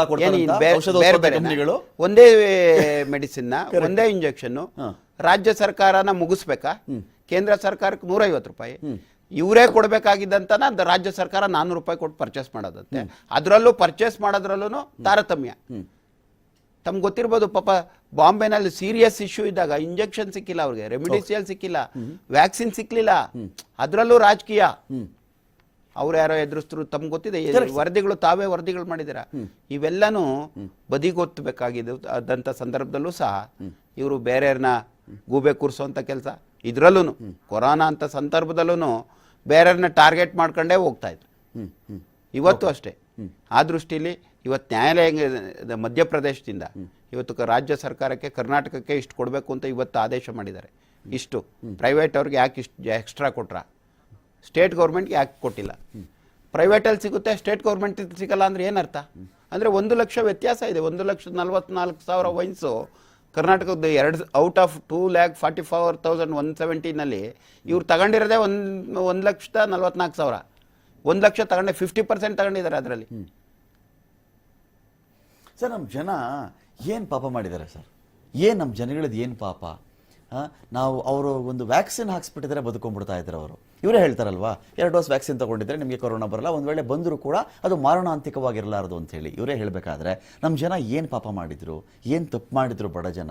ಅವ್ರ ಬಳಿ ಹಣ ಇಲ್ಲದೆ ಇರೋದೇ ಅಥವಾ ಅವ್ರ ಬಡತನವೇ ಅವ್ರಿಗೆ ಶಾಪ ಆಗಬೇಕಾಗಿತ್ತಾ? ಒಂದು ಯೂನಿಫಾರ್ಮಿಟಿ ಫಸ್ಟು ದೇಶದ ಬಡ ಜನಗಳು ನಾನು ಕೊಟ್ಬಿಡ್ತೀನಪ್ಪ, ಆಮೇಲೆ ಬೇಕಾದ್ರೆ ಪ್ರೈವೇಟ್ ಆಸ್ಪತ್ರೆಗೆ ಹೋಗಲಿ, ದುಡ್ಡಿರೋಲ್ಲಿ ಕೊಂಡ್ಕೊಂಡು ಹಾಕ್ಸ್ಕೊಳ್ಳಿ, ನಮ್ಮ ತಕರಾರಿಲ್ಲ, ಎಲ್ರಿಗೂ ಫ್ರೀ ವ್ಯಾಕ್ಸಿನೇಷನ್, ಫ್ರೀ ಇಂಡಿಯಾದಲ್ಲಿ. ಪಲ್ಸ್ ಪೋಲಿಯೋ ಮನೆ ಮನೆಗೆ ಹೋಗಿ ಆಟೋದಲ್ಲಿ ಹೋಗಿ ಕೂಗಿ ಕೂಗಿ ಕೂಗಿ ಅವ್ರನ್ನ ಆಚೆ ಕರೆದು ಮಕ್ಕಳಿಗೆ 2 ಹನಿ ಹಾಕಿಸ್ತಾರಲ್ಲ ಸರ್, ಹೌದು. ಅದು ಮಾಡಿಸ್ಬೇಕಾದ್ರೆ ಮನೆ ಮನೆಗೆ ಒಂದು ಡ್ರೈವ್ ಮಾಡಿ, ಬಡವ್ರು ಹೇಳಿದ್ರೆ ಬನ್ರಪ್ಪ, ನಾನು ವ್ಯಾಕ್ಸಿನ್ ಕೊಡ್ತೀನಿ ಬನ್ರಪ್ಪ, ನಾವು ಬದುಕಬೇಕು ಬನ್ರಪ್ಪ. ಈ ಕಾಳಜಿ ಯಾಕೆ ಸರ್ ಬರಲಿಲ್ಲ? ಇದು ಬ್ಲೇಮ್ ಗೇಮ್ ಅಲ್ಲ ಸರ್, ಅವ್ರು ಮಾಡಲಿಲ್ಲ ಇವ್ರು ಮಾಡಲಿಲ್ಲ ಅಂತಲ್ಲ, ನಾವು ತುಂಬ ಜನಪರ ಕಾಳಜಿಯಿಂದ ಕೇಳ್ತಿರ್ತಕ್ಕಂಥ ಒಂದು ಮಾತಿತ್ತು. ಇದು ಸರ್ವೋಚ್ಚ ನ್ಯಾಯಾಲಯ ಪೇಟೆಂಟ್ ಇಶ್ಯೂ ಎತ್ತಿತು ಈ ಸಂದರ್ಭದಲ್ಲಿ. ಬೇಕಾ ಪೇಟೆಂಟು ಅಂತ? ಪೇಟೆಂಟ್ ಯಾಕೆ ಬೇಕು ಇಂಥ ಸಂದರ್ಭದಲ್ಲಿ ಅಂತ ಅದನ್ನು ನ್ಯಾಯಾಲಯನೇ ಹೇಳ್ಬೇಕಾಯ್ತು ಇವ್ರಿಗೆ ಒಳಿಲಿಲ್ವಾ? ಇಡೀ ದೇಶದಲ್ಲಿ ಎಲ್ಲ ವರ್ಲ್ಡಲ್ಲಿ ನಾವು ನಂಬರ್ 1 ಅಂತ ಹೇಳಿಸ್ಕೊಳೋಂಥವ್ರಿಗೆ ಇಂಥದ್ದು ಒಳಿಲಿಲ್ವಾ? ಇಷ್ಟೊತ್ತಿಗೆ ಇಂಪ್ಲಿಮೆಂಟ್ ಮಾಡಿದ್ರೆ ವ್ಯಾಕ್ಸಿನ್ ಸಿಗ್ತಾ ಇತ್ತು, ಕಡಿಮೆ ಬೆಲೆಗೆ ಸಿಗ್ತಾ ಇತ್ತು. ನೀವು ಕಡಿಮೆ ಬೆಲೆ ಇದ್ದಿದ್ರೆ ಇವ್ರನ್ನ ಯಾರು ಕೇಳ್ತಾನೆ ಇರಲಿಲ್ಲ. ಕರೆಕ್ಟ್. ಅದ್ರನ್ನಾದ್ರೂ ಸೃಷ್ಟಿ ಮಾಡ್ಬೇಕಾಯ್ತು ಇವರು. ಸರಿ, ಇಲ್ಲ ಫ್ರೀನಾಗಿ ನಮ್ಮ ಜನ ಹೇಗೆ ಗೊತ್ತಾ ಸರ್, ಈಗ ನಾವು ನೇರವಾಗಿ ತೆರಿಗೆ ಕಟ್ತೀವೋ ಪರೋಕ್ಷವಾಗಿ ತೆರಿಗೆ ಕಟ್ತೀವೋ, ದೈನಂದಿನ ಜೀವನದಲ್ಲಿ ತೆರಿಗೆ ಎಲ್ಲೋ ಒಂದು ಕಡೆ ಕಟ್ಟಾಗ್ಬಿಟ್ಟಿರುತ್ತೆ. ಈಗ ನಾವು ಆಫೀಸಿಗೆ ಬರಬೇಕು ಅಂದರೆ ಪೆಟ್ರೋಲ್ ಹಾಕ್ಸ್ತೀವೋ ಡೀಸೆಲ್ ಹಾಕ್ಸ್ತೀವೋ ಕಟ್ ಆಯ್ತು, ಅಲ್ಲಿಗೆ ಅವ್ರ ಟ್ಯಾಕ್ಸ್ ಅವ್ರಿಗೆ ಹೊರಟೋಯ್ತು. ಟೋಲ್ ಹೋಗ್ತೀವಿ, ಟೋಲ್ ಕಟ್ಬಿಟ್ಟಿರ್ತೀವಿ ನಾವು, ಎಲ್ಲ ಊಟ ಮಾಡ್ತೀವಿ ತೆರಿಗೆ ಕಟ್ಬಿಡ್ತೀವಿ, ದಿನಸಿ ಕೊಂಡ್ಕೊಳ್ತೀವಿ ತೆರಿಗೆ ಕಟ್ಬಿಡ್ತೀವಿ ನಾವು. ವಿಷಯ ಹೀಗಿದ್ದಾಗ ತೆರಿಗೆಯನ್ನು ನಾವು ಬದುಕಿದ್ರೆ ಮತ್ತೆ ಕಟ್ತೀವಿ ಸರ್. ಹೌದು, ನಮ್ಮಿಂದ ವಸೂಲಿ ಮಾಡ್ಕೊಳ್ಳಿ, ಜೀವ ಮಾಡ್ತೀವಿ. ಕರೆಕ್ಟು, ಜಾನ್ ಹೇ ತೋ ಜಹಾನ್ ಹೇ, ಜೀವ ಇದ್ರೆ ಜೀವನ. ಹೌದು. ಇಷ್ಟೆಲ್ಲ ಮಾತನಾಡಿದ ಮೇಲೆ ನಾವು ಇನ್ನೂ ತೆರಿಗೆ ಕಟ್ತೀವಿ. ಆಲ್ರೆಡಿ 35 ಲಕ್ಷ ಕೋಟಿ ಬಜೆಟ್ನಲ್ಲಿ ನೀವು ನಮಗೆ ಫ್ರೀಯಾಗಿ ಯಾಕೆ ಸರ್ ವ್ಯಾಕ್ಸಿನೇಷನ್ ಮಾಡಿಸ್ಬಾರ್ದಾಗಿತ್ತು? ಇವತ್ತಿಗೂ ಬಗೆಹರಿದಿಲ್ಲ ಸರ್ ಇದು. ಈ ಟಿಲ್ ಡೇಟ್ ಇವತ್ತಿಗೂ 150 ರೂಪಾಯಿ, 300 ರೂಪಾಯಿ, 400 ರೂಪಾಯಿ, 600, ನಮ್ಮದೇ ದುಡ್ಡು ಸರ್. ನಮ್ಮ ದುಡ್ಡಲ್ಲಿ ನಮ್ಮ ಜೀವ ಉಳಿಸಿ ಅಂತ ಹೇಳಿದ್ರೆ ಇದ್ರಲ್ಲಿ ತಪ್ಪೇನಿದೆ ಸರ್? ಈ ಇಡೀ ಕ್ವಶನ್ ಅಲ್ಲಿ ತಪ್ಪೇನಿದೆ? ಜನ ಇದನ್ನ ಕೇಳಬಾರ್ದ? ಅಲ್ಲ, ಇದು ಈಗ ನೀವು ಹೇಳಿದ್ರಲ್ಲಿ ಫಸ್ಟ್ ಕ್ವಶನ್ನು ಈಗ ಅದ್ರನ್ನ ಕೇಳಕ್ ಅದು ಬಿಟ್ಬಿಟ್ಟಿದ್ದಾರೆ. ಒಂದು, ಯಾಕೆ ಫ್ರೀಯಾಗಿ ಕೊಡ್ಬೇಕಾಯ್ತು, ಕೊಡ್ಲಿಲ್ಲ. 150 ಕೊಡ್ಬೇಕಾಯ್ತು, ಅದು ಕೊಟ್ಟಿಲ್ಲ. 400 ರೂಪಾಯಿಗೆ ಕೊಡ್ಬೇಕಾಯ್ತು, ಅದ್ರೂ ಯಾಕೆ ಕೊಟ್ಟಿಲ್ಲ? ನೀವು 400 ರೂಪಾಯಿ ಕೊಡಕ್ ರಾಜ್ಯ ಸರ್ಕಾರ ರೆಡಿ ಇದ್ದಾರೆ, ಅದನ್ನಾದ್ರೂ ಸಪ್ಲೈ ಮಾಡಿ ಅನ್ನೋ ಲೆವೆಲ್ ಬಂದಿದ್ದಾರೆ ನಮ್ಮ ಜನ. ಕರೆಕ್ಟ್. ಅದು ಮಾಡ್ತಾ ಇಲ್ಲ ಇವರು. ಈಗ 3ನೇ ಕ್ವಶನ್ ಬಂದಿದ್ದಾರೆ. 3ನೇ ತಾವ್ ಹೇಳ್ದಂಗೆ, ಒಂದು ಫ್ರೀ ಕೊಡ್ಬೇಕಾಯ್ತು, ಕೊಟ್ಟಿಲ್ಲ, ಅದನ್ನು ಬಿಟ್ರು. ನಮ್ಮವ್ರು ಬಾರಿ ಧಾರಾಳ ಜನ, ನಾವು ಮರ್ತು ಬಿಡ್ತೀವಿ. 2ನೇದು 150 ರೂಪಾಯಿ ಕೊಡ್ಬೇಕಾಯ್ತು, ಅದು ಇಲ್ಲ. ಈಗ 400 ರೂಪಾಯಿ ಆದ್ರೂ ರಾಜ್ಯ ಸರ್ಕಾರ ನಮ್ ದುಡ್ಡಿಂದ ತೆಗೆದು ಕೊಡ್ತದೆ. ಒಂದಾರ್ಧೆ ಅದರ್ವೆ ಸಾಲ ಮಾಡ್ತಾರೋ. 12,000 ಕೋಟಿ ಅವಾಗ ಮಾಡಿದ್ರು ಫಸ್ಟ್ ಇದ್ರಲ್ಲಿ. ಈಗ ಮಾಡಾದ್ರೂ ಕೊಡ್ತಾರೆ, ನಮ್ದೇ ದುಡ್ಡದು. ಅದಾದ್ರೂ ವ್ಯಾಕ್ಸಿನ್ ಕೊಡಿದ್ರೆ ದಿನ ನೋಡಿ ಅಲ್ಲೆಲ್ಲೋ ಸಿಕ್ಲಿಲ್ಲ, ಇಲ್ಲೆಲ್ಲ ನಾವು ಅಡ್ವೊಕೇಟ್ಸ್ ಕ್ಯಾಂಪೇನ್ ನಡೀತಾ ಇದೆ, ವ್ಯಾಕ್ಸಿನ್ ಕ್ಯಾಂಪೇನು. ಅಲ್ಲೆಲ್ಲೋ ವೈನ್ಸ್ ಇಸ್ಕೊಂಬರ್ತಾರೆ, ಅಲ್ಲೆಲ್ಲೋ ಇಸ್ಕೊಂಬರ್ತಾರೆ. ಇಂಥ ಪರಿಸ್ಥಿತಿ ಇವತ್ತು ಇದೆ. ಓಕೆ, ಇವತ್ತು ಇದೆ. ಇದೇನು ಜನಪರ ಕಾಳಜಿನೇ ಇಲ್ಲಿ ಇಲ್ವಾ ಸರ್? ಅದೇ ಸತ್ತು ಹೋಗ್ಬಿಟ್ಟಿದ್ಯಾ ಅಂತ ನಮ್ಮ ಪ್ರಶ್ನೆ. ಯಾರನ್ನೋ ಟೀಕೆ ಮಾಡಬೇಕು, ಅವ್ರಿಗೇನೋ ಬೇಸರ ಮಾಡಬೇಕು, ಮುಜುಗರ ಮಾಡಬೇಕು ಅನ್ನೋದಲ್ಲ. ಇಡೀ ಮನುಕುಲ ಸರ್. ನಾನು ಬರೀ ಭಾರತ ಕರ್ನಾಟಕ ಅಂತ ಮಾತನಾಡ್ತಾ ಇಲ್ಲ.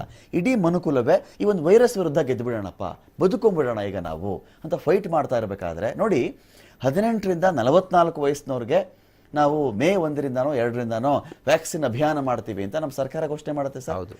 ಘೋಷಣೆ ಮಾಡಿದ ಮೇಲೆ ನಾವು ಚೆಕ್ ಮಾಡಿದ್ರೆ ವ್ಯಾಕ್ಸಿನ್ ರಹಿತ ಅಭಿಯಾನ ಆಗ್ಬಿಡ್ತದೆ, ಲಸಿಕೆನೇ ಇಲ್ಲ ಅವ್ರಿಗೆ. ಅದೇ 18ರಿಂದ 44 ವಯಸ್ಸಿನವ್ರಿಗೆ ಪ್ರೈವೇಟ್ ಆಸ್ಪತ್ರೆ ಲಸಿಕೆ ಸಿಗ್ತಾ ಇದೆ, ಸಾರ್ವಜನಿಕ ಆಸ್ಪತ್ರೆಗಳಲ್ಲಿ, ಸರ್ಕಾರಿ ಆಸ್ಪತ್ರೆಗಳಲ್ಲಿ ಲಸಿಕೆ ಸಿಗ್ತಾ ಇಲ್ಲ ಅಂತ ಹೇಳಿದ್ರೆ, ಅಂದರೆ ಪ್ರಾಣ ಅನ್ನೋದು ಮಾರಾಟದ ಸರ್ಕ ಸರ್. ಇಲ್ಲಿ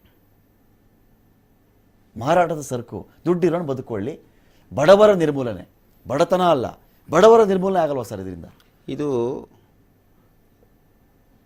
ತಾವು ಏನು ನಮ್ಮ national political party BJP policy ಇದೆ, ಅವರೆಲ್ಲ ನೀವು ತಾವು ಪ್ರೈವೇಟೈಸೇಷನ್ನು, ಅವರು ಸರ್ಕಾರಿ ಆಸ್ಪತ್ರೆನೂ ಮುಚ್ಚಬೇಕು, ಸರ್ಕಾರ ಬಸ್ಸು ಏನು KSRTCನೂ ಮುಚ್ಚಬೇಕು.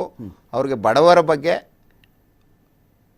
ಬಡ ಜನರ ಬಗ್ಗೆ ಇರೋದು ಅಷ್ಟೇ. ಮಲ್ಟಿನ್ಯಾಷನಲ್ ಕಂಪ್ನಿಗಳು ಬರಬೇಕು. ಈ ರೈತರ ಕಾನೂನು ಅದ್ರ ಪಾರ್ಟ್ ಅಲ್ವಾ? ಈ ರೈತ ಕಾಯ್ದೆಗಳು ಏನ್ ತಂದ್ರು, ಖಾಸಗಿಯವರು ಭೂಮಿ ಕೊಂಡ್ಕೊಳ್ಬಹುದು, ಅದು ಖಾಸಗಿಯವರಿಗೆ ಮಾರ್ಕೊಳ್ಬಹುದು ಅಷ್ಟೇ. ಅದು 6 ತಿಂಗಳಾಯ್ತು ಸರ್ ಪ್ರತಿಭಟನೆಗೆ. ಪಾಪ ಅವರು 6 ತಿಂಗಳಾಯ್ತು ಸಾಯ್ತಾ ಇದ್ದಾರೆ. ಅವರು ಒಂದು ಕನಿಕರ ಇಲ್ಲ. ಅವ್ರನ್ನ ಹೋಗಿ ಮಾತಾಡಿ, ಇಂಥ ಸಂದಿಗ್ಧ ಸಂದರ್ಭ ಇದೆ, ಮುಂದೆ ಬಗೆಹರಿಸ್ತೀವಿ, ಒಂದು ಆಶ್ವಾಸನೆ ಕೊಟ್ಟು ಅವ್ರನ್ನ ಅವ್ರ ಮನೆಗಳು ಕಳಿಸೋ ಅಂಥ ಕೆಲಸನೂ ಆಗಿಲ್ಲ. ರೈತ ಕುಟುಂಬ, ರೈತ ಸಾವಿರಾರು ಜನ ಅಲ್ಲಿ ದೆಹಲಿ ಬಾರ್ಡ್ರಲ್ಲಿ ಸಾಯ್ತಾ ಇದ್ದಾರೆ. ಓಕೆ. ಈ ಚಳಿ, ಈ ಮಳೆ, ಈ ಇದರಲ್ಲಿ ಈ ಕೊರೋನಾ ಜೀವ ಹೋದ್ರೂ ಹೋಗ್ಲಿ ಅಂತ ಆಯ್ತಾ ಇದ್ದಾರೆ. ಅದು ಆಗಿಲ್ಲ ಸರ್. ಕೋರ್ಟ್ನ ಕಡೆಯಿಂದ ಒಂದು ಅಬ್ಸರ್ವೇಷನ್ ಕೇಳ್ತಾ ಇದ್ದೀನಿ ಅಷ್ಟೇ. ಅದಕ್ಕೆ ಕೋರ್ಟ್ ಕಡೆಯಿಂದ ಸಾಧ್ಯವಾಗುತ್ತೋ ನನಗೆ ಗೊತ್ತಿಲ್ಲ. ನಾನು ಒಬ್ಬ ಸ್ಟೂಡೆಂಟಾಗಿ ಕೇಳ್ತಾ ಇದ್ದೀನಿ, ಇದರಲ್ಲಿ ಒಬ್ಬ ವಿದ್ಯಾರ್ಥಿಯಾಗಿ ಕೇಳ್ತಾ ಇದ್ದೀನಿ ನಿಮ್ಮಗಳ ಮುಂದೆ, ಘನತೆವೆತ್ತ ನ್ಯಾಯಾಲಯದ ಮುಂದೆ. ಪ್ರಶ್ನೆ ಏನು ಅಂತ ಹೇಳಿದ್ರೆ, ಈಗ ಪ್ರೈವೇಟಲ್ಲಿ ಬೇಕಾಬಿಟ್ಟಿ ದರಕ್ಕೆ ಅವರೇನೋ 900 ರೂಪಾಯಿ ಅಂತಾರೆ, ಇನ್ಯಾರೋ 1000, 1200, 1400, 800ವರೆಗೂ ಮಾರಾಟ ನಡೀತಾ ಇರೋದು ನಿಜ. ಈ ಶೋ ನೋಡ್ತಾ ಇದ್ರೆ ಯಾರಾದರೂ ಹಾಕಿಸ್ಕೊಂಡಿದ್ರೆ ಪ್ರೈವೇಟ್ ಆಸ್ಪತ್ರೆಗಳಲ್ಲಿ ಇದರ ವೇರಿಯೇಷನ್ಸ್ ಹೇಗಿದೆ ಅಂತ ಅವ್ರಿಗೆ ಗೊತ್ತಿರುತ್ತೆ ಚೆನ್ನಾಗಿ. ಆ ಆಧಾರದ ಮೇಲೆ ನಾನು ಒಂದು ಕಾನೂನು ಬರ್ಬೋದಾ ಸರ್ ಇದರಲ್ಲಿ? ಅಲ್ಲ, ಈಗ ಆಸ್ಪತ್ರೆಗಳು ನೀವು ಮಾರಾಟ ಮಾಡಲ್ಲ. ಈಗ ಸರ್ವೋಚ್ಚ ನ್ಯಾಯಾಲಯ, ಈಗ ನಿಮ್ಗೊಂದು ಉದಾಹರಣೆ ಹೇಳ್ತೀನಿ, ಒಂದು ವ್ಯಾಕ್ಸಿನ್ ಪಾಲಿಸಿ ಬಗ್ಗೆ. ಈಗ ಫಸ್ಟ್ ಕೋವಿಡ್ ಬಂದಂಥ ಸಂದರ್ಭದಲ್ಲಿ ನಾವು ವಕೀಲರ ಸಂಘದ ಅಧ್ಯಕ್ಷನಾಗಿ ಒಂದು ಪತ್ರ ಬರೆದಿದೆ. ಏನು, ಒಂದು ಬೆಡ್ಡು, ICU ಸ್ಟಾರ್ಟಿಂಗ್ ಅದು ಒಂದು ರೇಟ್ ಫಿಕ್ಸ್ ಮಾಡಿದ್ರು ಸರ್ಕಾರ ಸ್ಟಾರ್ಟಿಂಗಲ್ಲಿ. ಅದು ಬಡ ಜನರಿಗೆ ಸಿಗೋಕ್ಕಾಗ್ದಂಥದ್ದು ರೇಟ್ ಇತ್ತು ಪ್ರೈವೇಟ್ ಹಾಸ್ಪಿಟ್ಲುಗಳಲ್ಲಿ. ನಾವು ಅದ್ರ ಮುಖಾಂತರ ಅದ್ರನ್ನೇ ಲೆಟ್ರ್ ಬರೆದಿದ್ದು, ಅದ್ರನ್ನ PA ಎಲ್ಲ ಕನ್ವರ್ಟ್ ಮಾಡಿದ್ರು. ಈಗಲೂ ಅಷ್ಟೇ ಡೆಲ್ಲಿ ಸರ್ವೋಚ್ಚ ನ್ಯಾಯಾಲಯದಲ್ಲಿ ಆ ವಿಷಯ ಇತ್ತು. ಸರ್ವೋಚ್ಚ ನ್ಯಾಯಮೂರ್ತಿಗಳಾದ ಚಂದ್ರಚೂಡ್ ಅವರು ಪಾಸಿಟಿವ್ ಆಗಿ ಅದು ಇದಾಗಿರ್ಬೋದು, ಈ ಪ್ರೈಸ್ ಪಾಲಿಸಿ ಇಶ್ಯೂ ಎತ್ತಿದ್ರು ಅವರು. ಓಕೆ. ಅವರು ಇಡೀ ರಾಷ್ಟ್ರದ ಪಾಸಿಟಿವ್ ಆಗ್ಬಿಟ್ಟು ಚಂದ್ರಚೂಡ್. ಹೌದು. ಇಲ್ಲಾಂದ್ರೆ ಆ ಪ್ರೈಸ್ ಪಾಲಿಸಿ ನಾವು ರೈಸ್ ಮಾಡಿದ್ರು. ಇಶ್ಯೂ ಆರ್ಗ್ಯುಮೆಂಟ್ ಬರೋ ಹಂತದಲ್ಲಿ ಆಗಿದೆ. ಅದು ಮುಂದಿನ ದಿನಗಳಲ್ಲಿ ಶಾರ್ಟ್ಲಿನೇ ಅದು ಆಗುತ್ತೆ. ಈಗ ನಮ್ಮ ಕರ್ನಾಟಕ ಹೈಕೋರ್ಟಲ್ಲೂ ಬಂದಿದೆ. ಇವತ್ತೇನೋ ರಾಜ್ಯ ಸರ್ಕಾರ ಏನೋ ಒಂದು ಆದೇಶ ಮಾಡಿದೆ, 250 ರೂಪಾಯಿ ಮಾತ್ರ ತಗೋಬೇಕು ಅಂತ ಏನೋ ಒಂದು ಆದೇಶ ಮಾಡಿದ್ದಾರೆ ಅಂತ ಮಧ್ಯಾಹ್ನ ಯಾರೋ ಹೇಳ್ತಾ ಇದ್ರು. ಅಂದರೆ ಇವೆಲ್ಲನೂ ಒಂದು ಸರ್ಕಾರ ಏನು ಈ ಪಬ್ಲಿಕ್ ಇಂಟ್ರೆಸ್ಟ್ ಲಿಟಿಗೇಷನ್ ನಮ್ಮ ಅನೇಕ ವಕೀಲರು, ನಿಜವಾಗ್ಲೂ ಹೇಳ್ತೀನಿ, hats off to our advocates fraternity. ನಾವು ಯಾವತ್ತೂ ನಮ್ದೇ ನಾವು ನೋಡ್ಕೊಂಡಿಲ್ಲ. ಈ ರಾಜ್ಯದ ಜನರ ಕಷ್ಟಗಳಲ್ಲಿ ಯಾವತ್ತೂ ವಕೀಲ ಸಮುದಾಯ, ನೀವು ಎವಲ್ಯೂಷನ್ ಆಫ್ ಲಾ ನೋಡಿ, ನೀವು ಸ್ವತಂತ್ರ ನಂತರ ಎಲ್ಲ ಏನು ರಿಪೋರ್ಟೆಡ್ ಜಡ್ಜ್ಮೆಂಟ್ ನೋಡಿ, ಎಲ್ಲ ವಕೀಲರ ಸಮುದಾಯ ಫೈಲ್ ಮಾಡಿರೋಂಥ ಕೇಸ್ಗಳೇ ಯಾವುದೇ ಆಗಲಿ, ಲಿಬರ್ಟಿ ಇರ್ಬೋದು, ಲೈಫ್ ಇರ್ಬೋದು, ಪ್ರತಿಯೊಂದು ಹಂತದಲ್ಲೂ ವಕೀಲರು ಮುಂಚೂಣಿ ಇರ್ತೀವಿ. ಇವತ್ತು ಅಷ್ಟೇ ಕೋವಿಡ್ ಫಸ್ಟ್ ಇದರಲ್ಲಿ ನಮ್ಮ ವಕೀಲರು PALs ಅದು ನಾವು ನ್ಯಾಯಾಂಗದ ಭಾಗವಾಗಿ ಇಡೀ ರಾಜ್ಯ ಸರ್ಕಾರ ಏನು ಮಾಡಿಲ್ವೋ ಅದೆಲ್ಲ ನಾವು ನಮ್ಮ ವಕೀಲರ ಸಮುದಾಯ ಅವತ್ತು ಮಾಡಿದೆ, ಇವತ್ತು ಮಾಡಿದೆ. ಒಂದಷ್ಟು ನೂರಾರು ಜನ ವಕೀಲರು.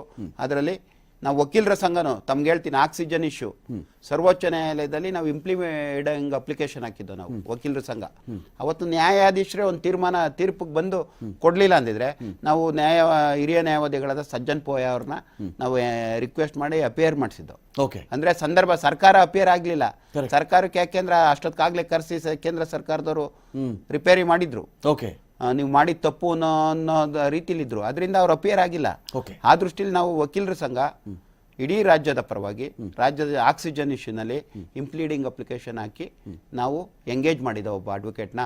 ಇಲ್ಲೂ ರಾಜ್ಯದಲ್ಲೂ ಅಷ್ಟೇ ಅನೇಕ ವಕೀಲರು ರಾಜ್ಯ ಸರ್ಕಾರ ಏನು ಮಾಡಿಲ್ವೋ ಆ ಮಾಡೋಕ್ಕೆ ಮಾರ್ಗಸೂಚಿಗಳನ್ನು, ಆದೇಶಗಳನ್ನು ಏನಾಗಿದೆಯೋ ಅದ್ರ ವಕೀಲರ ಸಮುದಾಯದ ಪಾತ್ರ ಅಪಾರವಾಗಿದೆ. ಆ ದೃಷ್ಟಿಲೇ ಇವತ್ತು ನಾನು ಸನ್ಮಾನ್ಯ ಮುಖ್ಯಮಂತ್ರಿಗಳನ್ನ 3 ಬಾರಿ ಮನವಿ ಕೊಟ್ಟು ನಿನ್ನೆ ಭೇಟಿ ಮಾಡೋ ನಮ್ಮ ಅಡ್ವೊಕೇಟ್ ಜನರಲ್ ಅವ್ರ ನೇತೃತ್ವದಲ್ಲಿ ಏನಿವತ್ತು 218 ಜನ ವಕೀಲರು ಸತ್ತಿದ್ದಾರೋ, ನಾವು ಕೊರೋನಾ ವಾರಿಯರ್ಸ್ ಅಂತ ಘೋಷಣೆ ಮಾಡಿ ಒಂದು 30 ಲಕ್ಷ ಪರಿಹಾರವನ್ನು ಕೊಡಿ, ಇಲ್ಲಾಂದ್ರೆ ಅವ್ರ ಕುಟುಂಬ ಬೀದಿ ಆಗಿದೆ, ಯಂಗ್ ಅಡ್ವೊಕೇಟ್ ಸತ್ತಿದ್ದಾರೆ ಅಂತ ಮನವಿ ಮಾಡಿ ಒಂದಷ್ಟು ಪ್ಯಾಕೇಜ್ ಕೊಡಿ. ಯುವ ವಕೀಲರು ತುಂಬ ಗ್ರಾಮಾಂತರ ಪ್ರದೇಶದಿಂದ ಬಂದಂಥ ಯುವಕರಿದ್ದಾರೆ, ಪ್ಯಾಕೇಜ್ ಘೋಷಣೆ ಮಾಡಬೇಕು ಅಂತೇಳಿ ನಿನ್ನೆ ಸನ್ಮಾನ್ಯ ಮುಖ್ಯಮಂತ್ರಿಗಳನ್ನ ಭೇಟಿ ಮಾಡಿ ಮನವಿಯನ್ನು ಕೊಟ್ಟಿದ್ದೀವಿ. ನಾವು ಅಷ್ಟೇ, ನಾವು ಸಂಕಷ್ಟದಲ್ಲಿದ್ದೀವಿ. ಫೈನ್. ರಂಗನಾಥ್ ಸರ್, ಈಗ ಚಾಮರಾಜನಗರ ಸಾವುಗಳು ಸರ್ 24 ಸಾವು ಅಂತ ಮೊದಲು ರಿಪೋರ್ಟ್ ಬರುತ್ತೆ. ಇವರು ಅಲ್ಲೇ ಹೋಗಿ on the spot sir, on the spot ನಮ್ಮ ಸಚಿವರು ಒಂದು ಶರಾ ಬರೀತಾರೆ, ಇಲ್ಲ 3 ಜನ ಸ್ವಲ್ಪ ಆಮ್ಲಜನಕದ ವೇರಿಯೇಷನ್ನಿಂದ ತೀರ್ಕೊಂಡಿರೋದು, 24 ಜನ ಅಲ್ಲ ಅಂತ ಹೇಳ್ತಾರೆ. ನಿವೃತ್ತ ನ್ಯಾಯಾಧೀಶರಾದಂಥ ವೇಣುಗೋಪಾಲ್ ಗೌಡರು ಹೋಗಿ ಇಲ್ಲ ಇದು 24 ಅಲ್ಲ 37 ಅಂತ ಪ್ರಾಥಮಿಕ ಹಂತದ ಒಂದು ರಿಪೋರ್ಟನ್ನು ಕೊಡ್ತಾರೆ.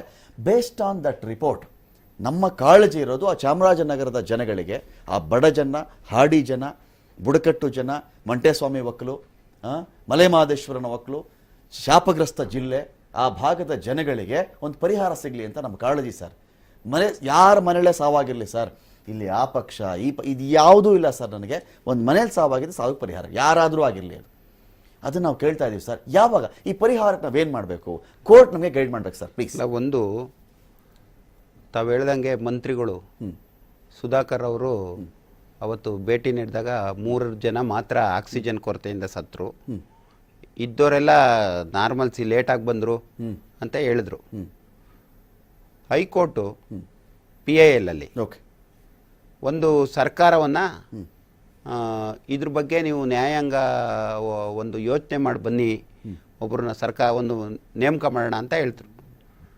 ಅಷ್ಟರೊಳಗೆ ಇವರು ಮುಖ್ಯ ನ್ಯಾಯಮೂರ್ತಿಗಳ ನೇತೃತ್ವದ ನ್ಯಾಯಮೂರ್ತಿ ಅರವಿಂದ್ ಕುಮಾರ್ ನೇತೃತ್ವದ ಪೀಠದ ಮುಂದೆ ಇವ್ರು ಹೇಳ್ಬೇಕಾಯ್ತು, ಅವ್ರ ಕನ್ಸಲ್ಟ್ ತಗೊಂಡು ಮಾಡಬೇಕಾಯ್ತು. ಇವರು ಒಂದು ಕಮಿಷನ್ ಮಾಡಿದ್ರು. ಅದ್ರೂ ಶಿವಯೋಗಿ ಕಳ್ಸದ್ದು ಅಲ್ಲ, ಅದೊಂದು ಬಿಟ್ಟು ಸಪರೇಟ್ ನಮ್ಮ ನ್ಯಾಯಮೂರ್ತಿ BA ಪಾಟೀಲ್ ಅವ್ರು ಒಳ್ಳೆಯವರು, ತುಂಬ ಒಳ್ಳೆಯವರು, ಅದು ಬೇರೆ ವಿಷಯ. ಒಂದು ಇಶ್ಯೂ ಅಲ್ಲ ಮಾಡಿದಂಥ ಸಂದರ್ಭದಲ್ಲಿ ನ್ಯಾಯಮೂರ್ತಿಗಳ ಪೀಠ ಅದು ಒಪ್ಪದಿರಾನೆ ಒಂದು ಲೀಗಲ್ ಸರ್ವಿಸ್ ಅಥಾರಿಟಿ ಇದೆ ನಮ್ಮಲ್ಲಿ ರಾಜ್ಯ ಮಟ್ಟದಲ್ಲಿ, ಕರ್ನಾಟಕ ಸ್ಟೇಟ್ ಲೀಗಲ್ ಸರ್ವಿಸ್ ಅಥಾರಿಟಿನಲ್ಲಿ ನಿವೃತ್ತ ನ್ಯಾಯಮೂರ್ತಿಗಳಾದ ವೇಣುಗೋಪಾಲ್ ಗೌಡರು, ಕೇಶವ್ ನಾರಾಯಣ್ ಅವ್ರ ನೇತೃತ್ವದಲ್ಲಿ ಒಂದು ಸಮಿತಿ ಮಾಡಿ 5 ದಿನದಲ್ಲಿ ವರದಿ ಕೊಡಿ, ರಿಯಾಲಿಟಿ ಏನು ಅಂತ ಹೇಳ್ತಾರೆ. ಅವರಂಥ ಕೋವಿಡ್ ಇದ್ದಂಥ ಸಂದರ್ಭದಲ್ಲೂ ಸಹ ಅಲ್ಲಿ ಹೋಗ್ತಾರೆ. ಅಂದರೆ ನೋಡಿ ನಮ್ಮ ಕಾಳಜಿ ಹೆಂಗಿದೆ ಅಂತ. ನಿವೃತ್ತಿ ನ್ಯಾಯಮೂರ್ತಿಗಳು ಅವರು ಸರ್ವೋಚ್ಚ ನ್ಯಾಯಾಲಯದಲ್ಲಿ ವೃತ್ತಿ ಮಾಡ್ತಾ ಇದ್ದಾರೆ. ಅವ್ರಿಗೆ ಹೋಗೋ ಅವಶ್ಯಕತೆ ಇರಲಿಲ್ಲ, ಬಟ್ ಹೋಗಿ ಸ್ಪಾಟ್ಗೆ ಹೋಗಿ 5 ದಿನದಲ್ಲಿ ನ್ಯಾಯಾಲಯಕ್ಕೆ ತೀರ್ಪನ್ನು ಒಂದು ವರದಿಯನ್ನು ನೀಡ್ತಾರೆ. ನಮ್ಮ ಸಚಿವರಲ್ಲಿ ಹೋಗಲಿಲ್ಲ ಸರ್, ಹೋಗಲಿಲ್ಲ, ನಮ್ಮ ಸಚಿವರಲ್ಲಿ ವಾಪಸ್ ಹೋಗಿ ಅವರು ಒಂದು ವರದಿಯನ್ನು ಕೊಟ್ಟ ಅಂತ ಸಂದರ್ಭದಲ್ಲಿ ಅವತ್ತು ಏನು ಇವರು 3 ಜನ ಹೇಳಿದ್ರಲ್ಲ ಮಂತ್ರಿಗಳು, 3 ಅಲ್ಲ ಅದು 37 ಅಂತ ಹೇಳ್ತಾರೆ, ಪರಿಹಾರ ಕೊಡಬೇಕು ಅಂತ ಹೇಳ್ತಾರೆ. ಅದರಲ್ಲಿ ರೆಕಮೆಂಡೇಶನ್ ಅಲ್ಲಿ ಹೈಕೋರ್ಟಲ್ಲಿದೆ. ಅವತ್ತು ಸರ್ಕಾರ ತೀರ್ಮಾನ ಏನು ಮಾಡಿದ್ರು, 2 ಲಕ್ಷ ಪರಿಹಾರ ಕೊಡ್ತೀವಿ ಅಂತ ಹೇಳಿದಾಗ ಮುಖ್ಯ ನ್ಯಾಯಮೂರ್ತಿಗಳ ಪೀಠ ಸದ್ಯಕ್ಕೆ ನೀವು ತೀರ್ಮಾನ ಮಾಡಿದರೆ ಕೊಡಿ, ಪರಿಹಾರ ಕೊಡೋ ವಿಷಯವನ್ನ ಮುಂದಿನ ಹಿಯರಿಂಗ್ ಮಾಡೋಣ ಅಂತ ಹೇಳ್ತಾ ಇದ್ದಾರೆ. ಇವತ್ತು ಅದು ನ್ಯಾಯಪೀಠದ ಮುಂದೆ ಇವತ್ತು ಬಂದಿದೆ. ಅಂದ್ರೆ ನನ್ನ ಪ್ರಕಾರ ನನ್ನ ಒಂದು ಪರಿಹಾರ, ಅದರಲ್ಲಿ ಒಂದು ಪರಿಹಾರ ಸುಮಾರು 1 ಕೋಟಿ ರೂಪಾಯಿ ಆದ್ರೂ ಒಂದು ಕುಟುಂಬಕ್ಕೆ ಕೊಡ್ಬೇಕು. ಅದು ಎಷ್ಟು ಕೊಟ್ಟರು ಸಾಲಲ್ಲ. ಇದೇ ಮಾತನ್ನ 1 ಕೋಟಿ ರೂಪಾಯಿ ಹಿಂದಿನ ಕಾರ್ಯಕ್ರಮಗಳಲ್ಲೂ ನಾವು ಮಾತಾಡಿದ್ವಿ. 1 ಕೋಟಿ ಒಂದು ಪರಿಹಾರ. ಇನ್ನೊಂದು ಆಕ್ಷನ್ ತಗೋಬೇಕು, ಕ್ರಿಮಿನಲ್ ಆಕ್ಷನ್ ತಗೋಬೇಕು. ಯಾರು DC ಇರ್ಬೋದು, DHO ಇರ್ಬೋದು, ಆ ಕಾಲೇಜಿನ ಡೈರೆಕ್ಟರ್ ಯಾರೋ ಇದ್ದಾರೆ, ಯಾರ ಮಂತ್ರಿಗಳಿಗೆ ತುಂಬಾ ಕ್ಲೋಸ್ ಇರ್ಬೋದು, ಅವ್ರು ಯಾರೋ ಸಂಜೀವ್ ರೆಡ್ಡಿ ಅಂತ ಅವ್ರೇನು ಪಾಠ ಮಾಡಿದಾರ, ಪ್ರೊಫೆಷನ್ ಮಾಡಿದಾರ ಗೊತ್ತಿಲ್ಲ, ಅವ್ರನ್ನ ಮಾಡಿದಾರಲ್ಲ ಅವರು, ಮತ್ತೆ ಮಂತ್ರಿಗಳು ಯಾರು ನಮ್ಮ ಸುಧಾಕರ್ ಇದ್ದಾರಲ್ಲ, ಇವ್ರ ಮೇಲೆಲ್ಲ FIR ಹಾಕ್ಬೇಕು. ನೈತಿಕತೆ ಇದ್ರೆ ಮುಖ್ಯಮಂತ್ರಿಗಳು ಇಷ್ಟೊತ್ತಿಗೆ ಅವ್ರನ್ನ ರಾಜೀನಾಮೆ ತಗೋಬೇಕಾಯ್ತು. ಇದನ್ನ ನಾವು ಆಗ್ರಹಿಸಿದೀವಿ ಸರ್, ರಾಜೀನಾಮೆ ತಗೋಬೇಕಾಯ್ತು. ಆಮೇಲೆ ಸುರೇಶ್ ಕುಮಾರ್ ಅವರು ಅಷ್ಟೇ ಉಸ್ತುವಾರಿ, ಅವರು ಸುರೇಶ್ ಕುಮಾರ್ ಅವರು ಇದೇ ವಾದವನ್ನ ಮಾಡಿದ್ದು. ಪ್ರೆಸ್ ಮೀಟ್ ಅಲ್ಲಿ ಅವರು ಇದೇ ತರ ಮಾತಾಡಿದ್ದು. ಸುಧಾಕರ್ ಅವ್ರು ಏನ್ ಹೇಳಿದ್ರು ಅವರು ಅದೇ ತರ ಹೇಳಿದ್ದು. ಜನಪ್ರತಿನಿಧಿ ಅವರು ಮಂತ್ರಿಗಳು, ಉಸ್ತುವಾರಿ ಮಂತ್ರಿಗಳು, ಸಭ್ಯ ಸಜ್ಜನ ಮಂತ್ರಿಗಳು ಅಂತ ಏನ್ ಹೇಳಿದ್ರು, ಅವರು ಇದೇ ಮಾರ್ಗದಲ್ಲಿ ಹೇಳಿದ್ರು. ಯಾಕೆ ಸುಧಾಕರ್ನ ಯಾರು ಸಭ್ಯ ಸಜ್ಜನ ಅನ್ನಲ್ಲ, ಅವ್ರು ಇಸ್ಕೊಂಡವರು, ಇವರು ಅದೇ ದಾಟಿಲೇ ಮಾತಾಡಿದ್ದು. ಈಗ ಸರ್ ಈ ಜನ ಪರಿಹಾರ ಪಡ್ಕೊಳ್ಬೇಕು ಅಂದ್ರೆ ನಾವು 3 ವಿಷಯ ಕೇಳಿದ್ವಿ, ಇವರಿಗೆ ಪರಿಹಾರವನ್ನ ಕೊಡಿ, 1 ಕೋಟಿ ಪರಿಹಾರ. ನಮ್ಮ ಹಿಂದಿನ ಕಾರ್ಯಕ್ರಮ ನೋಡಿದ್ರೆ ಬಹುಶಃ ತಾವು ಅಬ್ಸರ್ವ್ ಮಾಡಿದ್ರೆ ನನಗೆ ಗೊತ್ತಿಲ್ಲ ಸರ್, ನಾವು ಇದನ್ನೇ ಆಗ್ರಹಿಸಿದ್ವಿ, 1 ಕೋಟಿ ಆದ್ರೂ ಪರಿಹಾರ ಬರ್ಬೇಕು ಅವರಿಗೆ. 30 ಲಕ್ಷದಿಂದ 1 ಕೋಟಿವರೆಗೂ ಪರಿಹಾರ ಕೊಟ್ಬಿಡಿ, ಕುಟುಂಬಗಳು ಅನಾಥವಾಗಿವೆ, ಬಡ ಜನ ಅವರು ಅಂತ ಕೇಳಿದ್ವಿ. ಜವಾಬ್ದಾರಿ ತಗೊಳ್ಳಿ, ಈ ಫೈಲ್ಯೂರ್ಗೆ ಜವಾಬ್ದಾರಿ ತಗೊಳ್ಳಿ, ಸಚಿವಗಿರಿಯಿಂದ ಇಳಿದು ಬಿಡಿ ನೀವು. ಇಲ್ಲ ಯಡಿಯೂರಪ್ಪನವರೇ ಅಥವಾ CM ಇಂಥ ಸಚಿವರ ಮೇಲೆ ಕ್ರಮ ಜರುಗಿಸಿ. ನೀವು ಇಲ್ವಾ, ಇದನ್ನು ಇವ್ರು ಯಾರೂ ಮಾಡಲಿಲ್ಲ ಅಂದಾಗ ನಾವು ಕೋರ್ಟ್ ಕಡೆ ಹೋದ್ವಿ, ಇವ್ರ ಮೇಲೆ ದಯವಿಟ್ಟು ಕಾನೂನು ಕ್ರಮ ಜರುಗಿಸಬೇಕಾಗತ್ತಾವು. ಮೂಲಭೂತ ಹಕ್ಕಿನ ಉಲ್ಲಂಘನೆ ಅಂತ, ಫಂಡಮೆಂಟಲ್ ರೈಟ್ಸ್ನ ಉಲ್ಲಂಘನೆ ಅಲ್ಲಾದಾಗ ದಯವಿಟ್ಟು ನ್ಯಾಯಾಂಗ ಮಧ್ಯಪ್ರವೇಶ ಮಾಡಬೇಕು ಅಂತ ಕೂಡ ಕೇಳಿದೀವಿ ಸರ್. ಈಗ ಅವರಿಗೆ ಪನಿಷ್ಮೆಂಟ್ ಏನಾಗಬೇಕು ಸರ್? ಈಗ ಅಲ್ಲ, ಪನಿಷ್ಮೆಂಟು ಕ್ರಿಮಿನಲ್ ಕೇಸ್ ಇಷ್ಟೊತ್ತು ಹಾಕ್ಬೇಕಾಯ್ತು. ಇಷ್ಟೊತ್ತು ಕ್ರಿಮಿನಲ್ ಕೇಸ್ ಹಾಕಿ ಇವ್ರ ಮೇಲೆಲ್ಲ ಆಕ್ಷನ್ ತಗೋಬೇಕಾಯ್ತು. ನೆಗ್ಲಿಜೆನ್ಸು, ಮೆಡಿಕಲ್ ನೆಗ್ಲಿಜೆನ್ಸ್ ಕೇಸ್ ಹಾಕಿ ಇವ್ರ ಮೇಲೆ ಆಕ್ಷನ್ ತಗೋಬೇಕಾಯ್ತು. ಇನ್ನೊಂದು ರಾಜಕೀಯವಾಗಿ ಒಂದು ಜವಾಬ್ದಾರಿಯನ್ನ, ಇಷ್ಟೊಂದು 37 ಪಾಪ ಸಾವುಗಳು, ಅದು ಅಂತ ಜಿಲ್ಲೆ ಎಂಥದ್ದು ಚಾಮರಾಜನಗರ ಅಂತ ಜಿಲ್ಲೆ, ತಾವು ಹೇಳ್ದಂಗೆ ಆದಿವಾಸಿಗಳು ಇವರೆಲ್ಲ ಇದ್ದಾರೆ, ಹರಿಜನರು ಇವರೆಲ್ಲರೂ ಸತ್ತಿರೋರು ಇದ್ದಾರೆ. ಇಂಥ ಸಂದರ್ಭದಲ್ಲಿ ಒಂದು ಕಡೆ ಆಕ್ಷನ್ ತಗೋಬೇಕು, ಒಂದು ಕಡೆ ಅವ್ರಿಗೆ ಪರಿಹಾರ ನೀಡಬೇಕು, ಒಂದು ಇಡೀ ರಾಜ್ಯಕ್ಕೆ ಒಂದು ಮೆಸೇಜ್ ಕೊಡಬೇಕಾಗಿತ್ತು. ಓಕೆ, ನೈತಿಕ ಹೊಣೆ ಹೊತ್ತು ಅವತ್ತೇನೋ ಮಂತ್ರಿಗಳು ಏನೋ ರಾಜೀನಾಮೆ ತಂದಿದ್ರಂತೆ, ಹರಿದಾಕ್ಬಿಟ್ರು. ಬರೇ ನಾಟಕ ಇವೆ. ನಾಟಕ ಬಿಟ್ಟು ಒಂದು ಆಕ್ಷನ್ ತಗೊಂಡು ಇವತ್ತು ನಾನು ಒತ್ತಾಯ ಮಾಡ್ತೇನೆ. ನಾನು ಆಗಲೇ ಹಿಂದೆನೇ ಒತ್ತಾಯ ಮಾಡಿದ್ದೀನಿ, ಇಬ್ಬರು ರಾಜೀನಾಮೆ ತಗೊಳ್ಳಿ. ಸರ್, ಈಗ ಒಂದು ಕಡೆ ಒತ್ತಾಯ, ನಾನು ಕೇಳೋದು ಕೋರ್ಟ್ ನಮಗೆ ಗೈಡ್ ಮಾಡಲಿ ಸರ್. ನನಗೆ ಫ್ರೀ ವ್ಯಾಕ್ಸಿನೇಷನ್ ಬೇಕು ಅಂದರೆ ನಾನು ಏನು ಮಾಡಬೇಕು? ಫ್ರೀ ವ್ಯಾಕ್ಸಿನೇಷನ್ಗೆ ಒಬ್ಬ ಈ ರಾಜ್ಯದ ಪ್ರಜೆಯಾಗಿ, ದೇಶದ ಪ್ರಜೆಯಾಗಿ ನಾನು ಯಾರನ್ನು ಕೇಳಬೇಕು? ಒಂದು ಪರಿಹಾರ ನನಗೆ ಬೇಕು. ನನಗೆ ಕಾನೂನು ಗೊತ್ತಿಲ್ಲ, ನನ್ನದೇನೋ ಅವತ್ತಿನ ದುಡಿಮೆ ನನಗೆ ಸಾಕಾಗಿದೆ, ಆ ದುಡಿಮೆನೂ ಸಿಗ್ತಾ ಇಲ್ಲ. ಇವ್ರು ಲಾಕ್ಡೌನ್ ಅಂತ ಅನೌನ್ಸ್ ಮಾಡ್ತಾರೆ, ರಾಜ್ಯದ ಬಜೆಟ್ನ 1% ಇಲ್ಲ, 1250 ಕೋಟಿ ಅಂತ ಇಡೀ ರಾಜ್ಯವನ್ನು ಮನೇಲಿ ಕೂರಿಸಿ ಇವರು 1250 ಕೋಟಿ ಪರಿಹಾರ ಹೇಳ್ಬಿಟ್ಟು ಅವ್ನಿಗೆ 2000 ಕೊಟ್ಟೆ, ಅವ್ನಿಗೆ 3000 ಕೊಡ್ತಾ ಇದ್ದೀನಿ,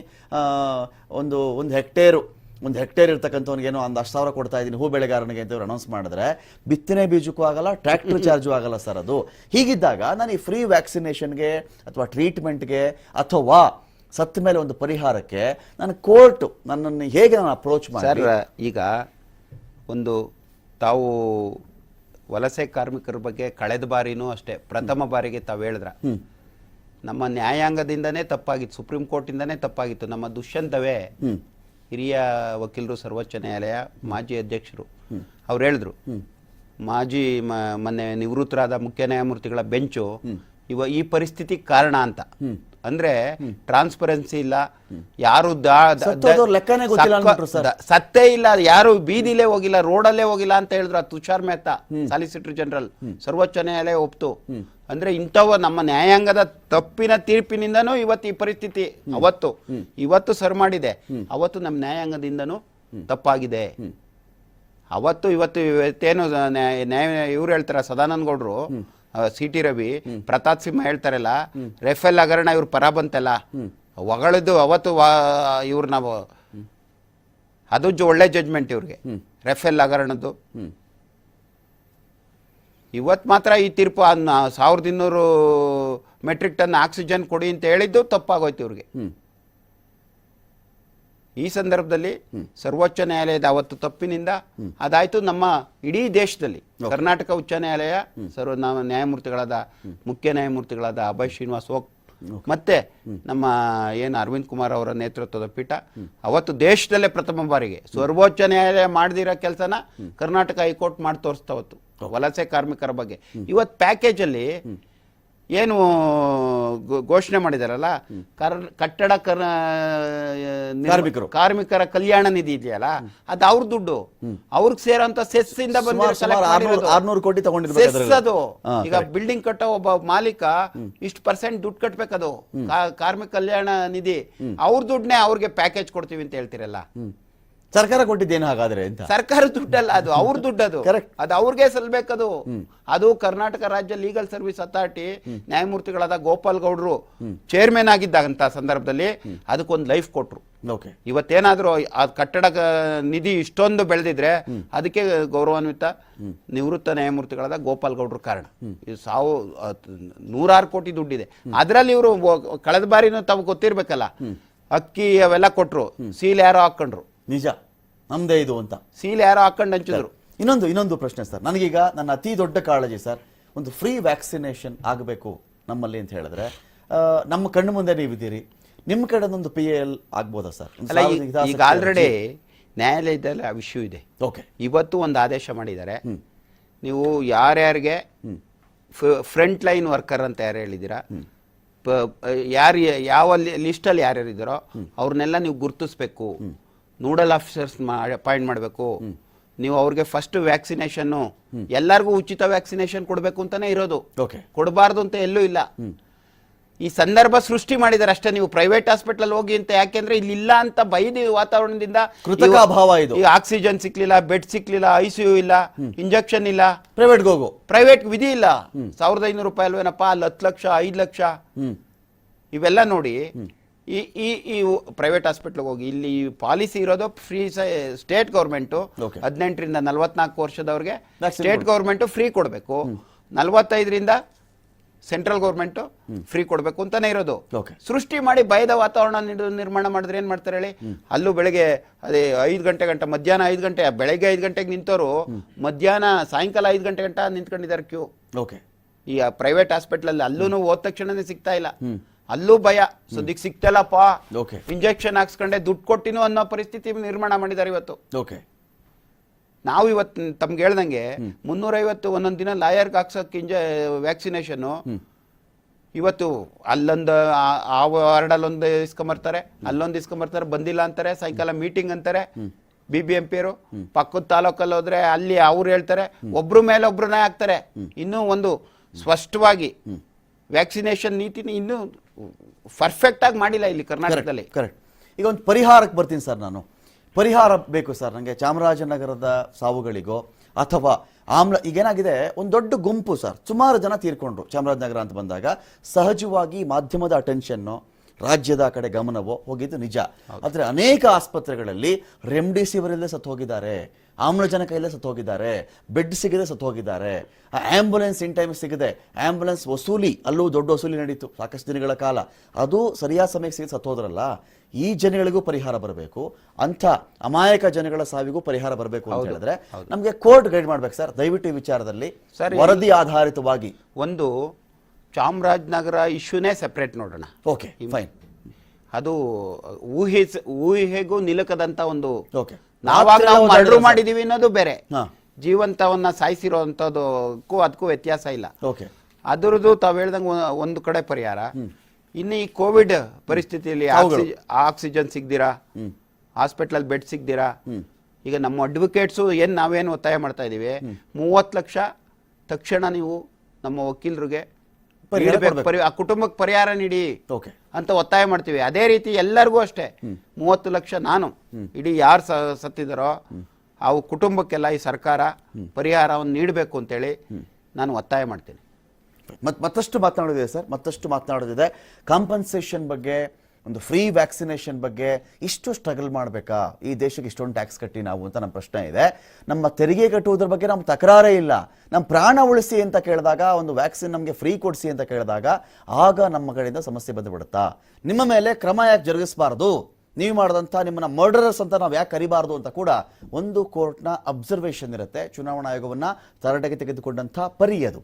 ಇದಾದ ಮೇಲೆ ರಾಜಕೀಯ ನಾಯಕರ, ರಾಷ್ಟ್ರ ನಾಯಕರ ಜೊತೆಗೆ ಜವಾಬ್ದಾರಿಯುತ ಸ್ಥಾನದಲ್ಲಿರ್ತಕ್ಕಂಥವರೇ ಅನೇಕ ರಾಜ್ಯಗಳಿಗೆ ಹೋಗಿ ಚುನಾವಣಾ ರ್ಯಾಲಿಯನ್ನು ಮಾಡಿದ್ರಲ್ಲ, ಎಲ್ಲ ಪಕ್ಷಗಳು ಸೇರಿಸಿ ನಾನು ಮಾತನಾಡ್ತಾ ಇದ್ದೀನಿ, ಒಂದು ಪಕ್ಷ ಅಂತಲ್ಲ. ಎಲ್ಲರೂ ಹೋದರು, ಎಲ್ಲರೂ ಪ್ರಚಾರ ಮಾಡಿದ್ರು, ಯಾರೊಬ್ಬರು ಇದು ನಮಗೆ ಬೇಡ, ಎಲೆಕ್ಷನಿಗೆ ನಮಗೆ ಬೇಡ ಅಂತ ಹೇಳಲೇ ಇಲ್ಲ. ಕಡೆಯ 3 ಹಂತ ಇದ್ದಾಗ ಚುನಾವಣೆ ಮತದಾನ ಬೇಡ ಬೇಡ ಬೇಡ ಅಂತ ಬಂತು. ಆಮೇಲೆ ಅದು ಒಂದೇ ಸಲ ಮಾಡೋ ಪ್ರಯತ್ನಗಳು ಕೂಡ ಆಯಿತು, ಪ್ರಚಾರಕ್ಕೆ ಯಾರು ಬರಲಿಲ್ಲ, ಬೇರೆ ವಿಚಾರ ಅದು. ಹೀಗಿದ್ದಾಗ ಇವ್ರ ಮೇಲೆ ಕ್ರಮ ಯಾವಾಗ, ಹೇಗೆ ನ್ಯಾಯಾಂಗದಲ್ಲಿ ಇವ್ರ ಮೇಲೆ ಕ್ರಮಕ್ಕೆ ಎಂಥ ಅವಕಾಶ ಇದೆ ಅಂತ? ಸರ್, ಈಗ ಚುನಾವಣಾ ಆಯೋಗ ಒಂದು ಸ್ವಾಯತ್ತ ಸಂಸ್ಥೆ, ಅದು ಸ್ಟ್ಯಾಟ್ಯುಟರಿ ಬಾಡಿ, ಅದು ಕಾನ್ಸ್ಟಿಟ್ಯೂಷನಲ್ಲಿ. ಬಟ್ ಅದ್ರ ತನ ಉಳಿಸ್ಕೊಂಡಿದ್ರೆ ಈ ಪರಿಸ್ಥಿತಿ ಬರ್ತಿರ್ಲಿಲ್ಲ. ಅಂದರೆ ಒಂದು ಆಡಳಿತ ಪಕ್ಷದ ಕೈಗೊಂಬೆ ಅನ್ನೋದನ್ನ ತಾವು ವೆಸ್ಟ್ ಬೆಂಗಾಲಲ್ಲಿ ಫೇಸ್ ಮಾಡಿದ್ರಲ್ಲ, ಕೋವಿಡ್ ಇದೇನೆ ಬರುತ್ತೆ ಮುಂದೆ, ಈ ಸಂದರ್ಭದಲ್ಲಿ ಬರುತ್ತೆ ಅಂತ ಎಲ್ಲ ನಿಮ್ಮ ಮುಂದೆ ಪೇಪರ್ಸ್ ಇದೆ. ಅಂಥ ಸಂದರ್ಭದಲ್ಲೂ ಯಾರನ್ನೋ ಮುಗಿಸೋಕ್ಕೆ ನೀವು 8 ಹಂತದ ಚುನಾವಣೆ ಮಾಡ್ತಿರಲ್ಲ, ಇವರು ಚುನಾವಣಾ ಆಯೋಗಕ್ಕೆ, ಚುನಾವಣಾ ಆಯೋಗ ಸ್ವಾಯತ್ತತೆಯಿಂದ ಕೆಲಸ ಮಾಡಿದ್ರೆ ಈ ಪರಿಸ್ಥಿತಿ ಬರ್ತಿರ್ಲಿಲ್ಲ. ಆಕ್ಷನ್ ಏನು ಸರ್? ಈಗ ಅದಕ್ಕೆ ಆಕ್ಷನ್ ಏನು? ಈಗ ಇವರು ಇದ್ರು, ಎಲ್ಲ ಪಕ್ಷಗಳ ರಾಜಕಾರಣಿಗಳು ಎಲ್ಲ ಭಾಗಿಯಾಗಿದ್ರು ಸರ್. ಈಗ ಚುನಾವಣಾ ಆಯೋಗ, ರಾಜಕೀಯ ಪಕ್ಷಗಳು ಅದರಲ್ಲಿ ಭಾಗವಹಿಸೋದು ಅವ್ರ ಕರ್ತವ್ಯ, ಭಾಗವಹಿಸಿದ್ದಾರೆ. ನಾವು ರಾಜಕೀಯ ಪಕ್ಷಗಳನ್ನ ದೋಷ ಮಾಡೋದಕ್ಕಿಂತ ಚುನಾವಣಾ ಆಯೋಗನೇ ಇದಕ್ಕೆ ಹೊಣೆ. ಜವಾಬ್ದಾರಿ ಸರ್, ಪ್ರಜೆಗಳ ಬಗ್ಗೆ ಕಾಳಜಿ ಇತ್ತಲ್ವಾ?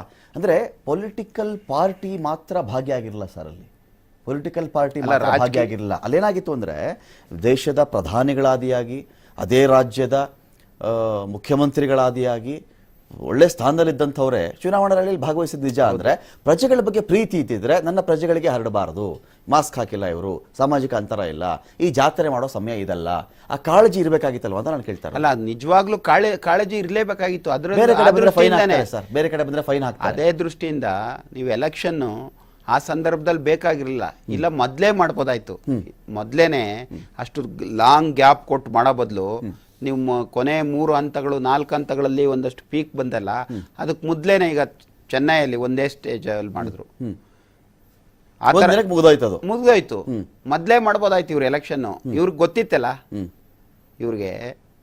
ಎಲೆಕ್ಷನ್ ಈ ಸಂದರ್ಭ ಕೊರೋನಾ ಸೆಕೆಂಡ್ ವೇವ್ ಇದೆ, ಇಡೀ ಅಕ್ಕಪಕ್ಕ ದೇಶಗಳಲ್ಲಿ ಜಾಸ್ತಿ ಆಗ್ತಾ ಇದೆ ಅನ್ನೋದು ಗೊತ್ತಿತ್ತು. ಫೈನ್. ಇವರು ಮುಂದಿನ ನಮ್ಮೆಲ್ಲ ಎಕ್ಸ್ಪರ್ಟ್ಗಳು ಹೇಳಿದ್ರು ಇವ್ರಿಗೆ, ಮಾಡಲಿಲ್ಲ ಇವರು. ಇನ್ನೊಂದು ವಿಷಯ ಸರ್, TV5 ಒಂದು ರೆಡ್ EVM ಅಂತ ಒಂದು ಅಭಿಯಾನವನ್ನು ಮಾಡ್ತಾ ಇದ್ದೀವಿ. ರೆಡ್ EVM ಬಗ್ಗೆ ನಾನು ಸೂಕ್ಷ್ಮವಾಗಿ ಹೇಳ್ಬಿಡ್ತೀನಿ ಸರ್. ಕ್ರಿಮಿನಲ್ ಕೇಸ್ಗಳ ಹಿನ್ನೆಲೆ ಯಾರಿಗಿರುತ್ತೋ, ಯಾವುದೇ ಪರ್ಸನ್ ಆಗಲಿ, ಅಂತಹವರ ಹೆಸರಿನ ಮುಂದೆ EVM ಅಲ್ಲಿ ಒಂದು ರೆಡ್ ಲೈಟ್ ಬ್ಲಿಂಕ್ ಆಗಬೇಕು ಅಂತ. ಬರೀ ಅಫಿಡವಿಟ್ ಅಲ್ಲಿರುತ್ತೆ ಅಷ್ಟು ಕ್ರಿಮಿನಲ್ ಕೇಸು, ಇಷ್ಟು ಕ್ರಿಮಿನಲ್ ಕೇಸು ಅಂತ ಹೇಳಿ ಜನ ವೋಟ್ ಮಾಡಬೇಕಾದ್ರೆ ಅದು ಗೊತ್ತಾಗಲ್ಲ. ಆ ಒಂದು ಸೂಚನೆ ಅಲ್ಲಿಗೆ ಬರಲಿ ಅಂತೇಳಿ. ರೆಡ್ EVM ಬಗ್ಗೆ ನಿಮ್ಮ ಅಭಿಪ್ರಾಯ ಏನು ಸರ್? ಚುನಾವಣಾ ಆಯೋಗದ ಕಡೆಯಿಂದ ಅದು ಸಾಧ್ಯನಾ ಇದು? ಅಲ್ಲ, ಇದು ನೀವು ಹೇಳೋ ಒಂದು ಏನಿದೆಯಲ್ಲ,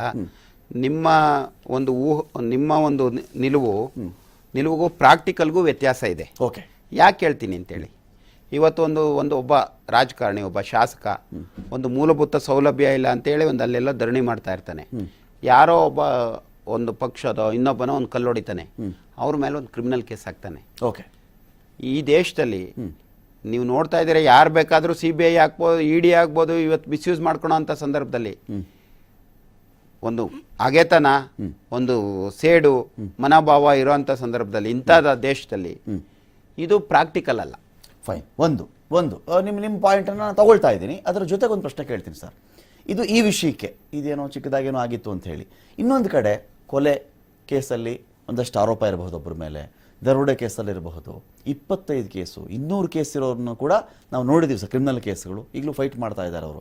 ಇದು ಒಂದು ಭಾಗ. ಆದರೆ ಇನ್ನೊಂದು ಕಡೆಯಲ್ಲಿ ನಾವು ಹೇಳ್ತಿರೋದು ಚುನಾವಣಾ ಕಣದಿಂದನೇ ಅವರು ದೂರ ಇಡಿ ಅಂತಲ್ಲ, ಕೇಸ್ ಇದೆಯಪ್ಪ ಇವ್ರ ಮೇಲೆ ಅಂತ ತಿಳ್ಕೊಳ್ಳೋದು ಹೇಗೆ ಜನ ಅಂತ ನಮ್ಮ ಪ್ರಶ್ನೆ. ಅಲ್ಲ, ಈಗ ಅಫಿಡವಿಟ್ ಹಾಕುವಂಥ ಕೆಲಸವನ್ನ ಮಾಡಿ, ಈಗ ಮೊನ್ನೆ ಏನು ಲಾಸ್ಟ್ ಎಲೆಕ್ಷನ್ ಇಂದ ಅಫಿಡವಿಟ್ ಹಾಕಿದ್ರೆ ಸಾಲದು, ತಮ್ಮ ಎಲ್ಲ ಪತ್ರಿಕೆಗಳಲ್ಲಿ, ಟಿವಿಗಳಲ್ಲಿ ಅಡ್ವರ್ಟೈಸ್ ಕೊಡಬೇಕು. ಈಗ ಈ ಕಾನೂನು ಟಿವಿನಲ್ಲಿ ಕೊಡ್ಬೇಕು 3 ಸತಿ, ಪೇಪರ್ ಅಲ್ಲಿ ಹಾಕ್ಸ್ಬೇಕು 3 ಸತಿ, ತಮ್ಮ ಏನ್ ಸೋಷಿಯಲ್ ಮೀಡಿಯಾ ಫೇಸ್ಬುಕ್, ಟ್ವಿಟರ್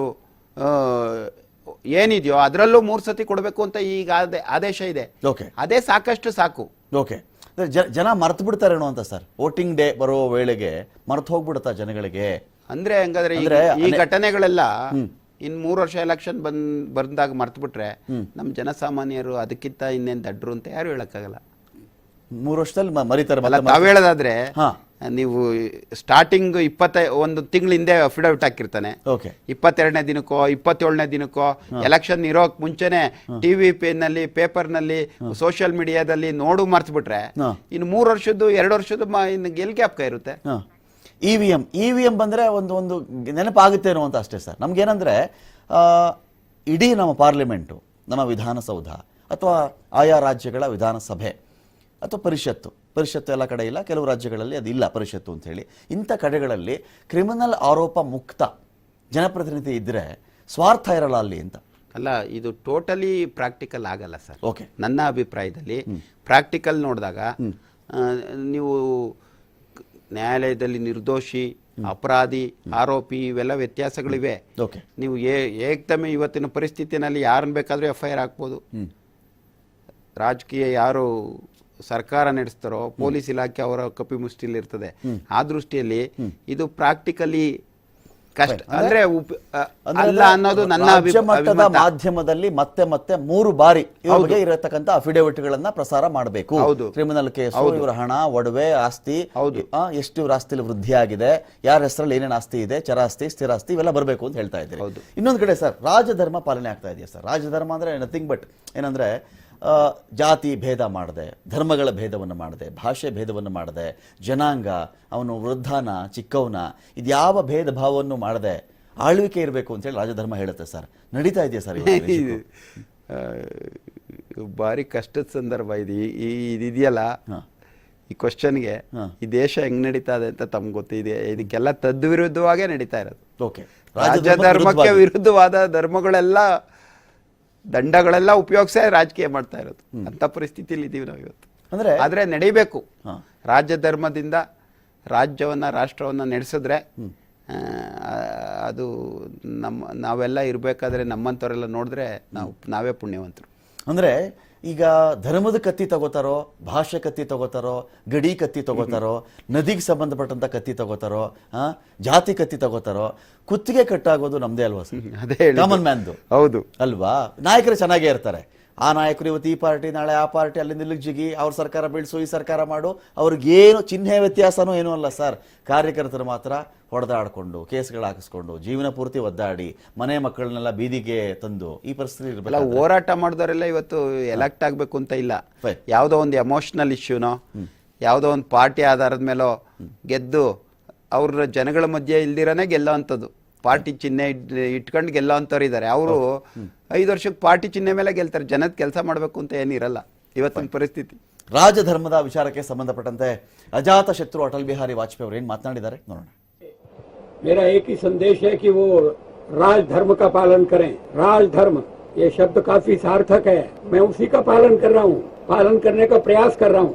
राजा के लिए, शासक के लिए प्रजा प्रजा में भेद नहीं हो सकता, न जन्म के आधार पर, न जाति के आधार. ಈ ಒಂದು ಕಾರ್ಯಕ್ರಮದಲ್ಲಿ ಇಲ್ಲಿಯವರೆಗೂ ಸುಮಾರು 2 ಗಂಟೆಗಳ ಕಾಲ ಬೆಂಗಳೂರು ವಕೀಲರ ಸಂಘದ ಅಧ್ಯಕ್ಷರಾದ IP ರಂಗನಾಥ್ ಅವರು ಭಾಗವಹಿಸಿ ನ್ಯಾಯಾಂಗದ ಒಂದು ಪಾಲ್ಗೊಳ್ಳುವಿಕೆ, ನ್ಯಾಯಾಂಗದ ಸಮಯೋಚಿತವಾಗಿರತಕ್ಕಂಥ ನಿರ್ಧಾರಗಳು, ತೀರ್ಪು, ಇದರಿಂದ ಇಡೀ ಭಾರತದ ಜನತೆ ಹೇಗೆ ಉಳಿಯಲ್ಪಟ್ಟರು, ಕರ್ನಾಟಕದ ಜನತೆಯನ್ನು ನಮ್ಮ ಕರ್ನಾಟಕದ ಹೆಮ್ಮೆಯ ಹೈಕೋರ್ಟ್ ಎಷ್ಟರ ಮಟ್ಟಿಗೆ ಕಾಪಾಡಿಕೊಂಡ್ರು, ಅದು ಆಮ್ಲಜನಕದ ಇಶ್ಯೂಗೋ, ಲಸಿಕೆ ಪಾಲಿಸಿಗೆ ಸಂಬಂಧಪಟ್ಟಂತೆಯೋ, ಅಥವಾ ಬೇರೆ ಒಂದು ಪರಿಹಾರ, ಸಾವಿಗೆ ಒಂದು ಪರಿಹಾರಕ್ಕೆ ಸಂಬಂಧಪಟ್ಟಂತೆಯೋ, ಅದರ ಟೈಮ್ಲಿ ಇಂಟರ್ವೆನ್ಷನ್, ಆ ಒಂದು ಸಮಯೋಚಿತವಾದಂಥ ಮಧ್ಯಪ್ರವೇಶದಿಂದಾಗಿ ಉಳಿಸೋದ್ರ ಬಗ್ಗೆ ಸವಿಸ್ತಾರವಾಗಿ ಅವರು ಮಾತನಾಡಿದ್ದಾರೆ. TV5ನ ಅಭಿಯಾನದ ಈ ಸರಣಿಯಲ್ಲಿ ಒಂದು ಭಾಗವಾಗಿ, ಸಂಚಿಕೆಯ ಒಂದು ಭಾಗವಾಗಿ ಅವರು ಪಾಲ್ಗೊಂಡಿದ್ದಾರೆ. Thank you so much AP Ranganath sir. Thank you. ತಮ್ಮೆಲ್ಲ ಬಂದು ಈ ಒಂದು ಕಾರ್ಯಕ್ರಮದಲ್ಲಿ ಪಾಲ್ಗೊಂಡು ಸಾಕಷ್ಟು ಮಾತನಾಡಿದ್ದಾರೆ. Thank you very much. ತಮಗೂ ತಮ್ಮೆಲ್ಲ ಪರಿವಾರಕ್ಕೂ ನನಗೊಂದು ಅವಕಾಶ ಕೊಟ್ಟಿದ್ದೀರಾ. ನ್ಯಾಯಾಂಗದ ಭಾಗವಾದ ವಕೀಲರಿಗೆ, ವಕೀಲರ ಕಷ್ಟಗಳು, ನ್ಯಾಯಾಂಗದ ಜವಾಬ್ದಾರಿ, ನ್ಯಾಯಾಂಗದ ಯಶಸ್ವಿಗೆ, ಈ ದೇಶದ ಉಳಿವಿಗೆ, ಪ್ರಜಾಪ್ರಭುತ್ವದ ಉಳಿವಿಗೆ ಸ್ವತಂತ್ರ ನ್ಯಾಯಾಂಗ ಬೇಕಾಗಿದೆ. ನಾವು ನೀವೆಲ್ಲ ಅದನ್ನ ಗಟ್ಟಿಗೊಳಿಸುವ ಕೆಲಸವನ್ನು ಮಾಡೋದ್ರಲ್ಲಿ ತಾವು ಮುಂಚೂಣಿಯಲ್ಲಿದ್ದೀರಾ. ತಮಗೆ ನಾನು ಕೃತಜ್ಞತೆಗಳನ್ನು ಸಲ್ಲಿಸ್ತೀನಿ. Thank you so much sir. ಇನ್ನೊಂದು ಕಡೆ ಈ ಮಾತು ಹೇಳೋದು ಮರ್ತಿದ್ದೆ, ವಕೀಲ ಸಮುದಾಯ ಅಂತ ಬಂದರೆ ಸುಮಾರು ಜನರಲ್ಲಿ ತುಂಬ ಶ್ರೀಮಂತರಿದ್ದಾರೆ ಅವರು ಅನ್ನೋ ಒಂದು ಭಾವನೆ ಇರುತ್ತೆ. ಕೆಲವು ದೊಡ್ಡ ದೊಡ್ಡ ವಕೀಲರ ಬಗ್ಗೆ ಕೇಳ್ತಾರೆ, ಅವ್ರಿಗೆ ಅಷ್ಟು ಕೋಟಿ ಅಂತೆ, 1 ಗಂಟೆ ಅಪಿಯರ್ ಆದ್ರಂದ್ರೆ ಇಷ್ಟು ಲಕ್ಷ ಸಿಗುತ್ತಂತೆ, ಇಂಥ ಮಾತೆಲ್ಲ ಇದೆಯಲ್ಲ. ಎಲ್ಲ ವಕೀಲರು ಹಾಗಿಲ್ಲ. ಈ ಸಂದರ್ಭದಲ್ಲಿ ಬೇರೆ ಅಗತ್ಯವಿರತಕ್ಕಂಥ ಕೇಸ್ಗಳನ್ನು ಮಾತ್ರ ನ್ಯಾಯಾಂಗದಲ್ಲಿ ವಿಚಾರಣೆಗೆ ಬರ್ತಾ ಇದೆ, ಉಳಿದವಿಲ್ಲ. ಹಾಗಾದರೆ ಆ ವಕೀಲರು ಏನು ಮಾಡಬೇಕು? ಅನೇಕ ವಕೀಲರು ಇನ್ನೂ ಕೂಡ ತುಂಬ ಕಷ್ಟದಲ್ಲಿದ್ದಾರೆ. ಅಂತಹ ಫ್ಯಾಮಿಲಿಗಳಲ್ಲಿ ಅಕಸ್ಮಾತ್ ಕೋವಿಡ್ ಡೆತ್ ಆಗಿದ್ದರೆ ಆದಷ್ಟು ಬೇಗ ರಾಜ್ಯ ಸರ್ಕಾರ ಪರಿಹಾರವನ್ನು ಅನೌನ್ಸ್ ಮಾಡಲಿ ಅಂತ ಹೇಳ್ತಾ ಇವತ್ತಿನ ಆರ್ವೆಸ್ಟ್ ಪಿಟ್ ಕಾರ್ಯಕ್ರಮ ಮುಗಿಸ್ತಾ ಇದ್ದೀನಿ. ನಮಸ್ಕಾರ.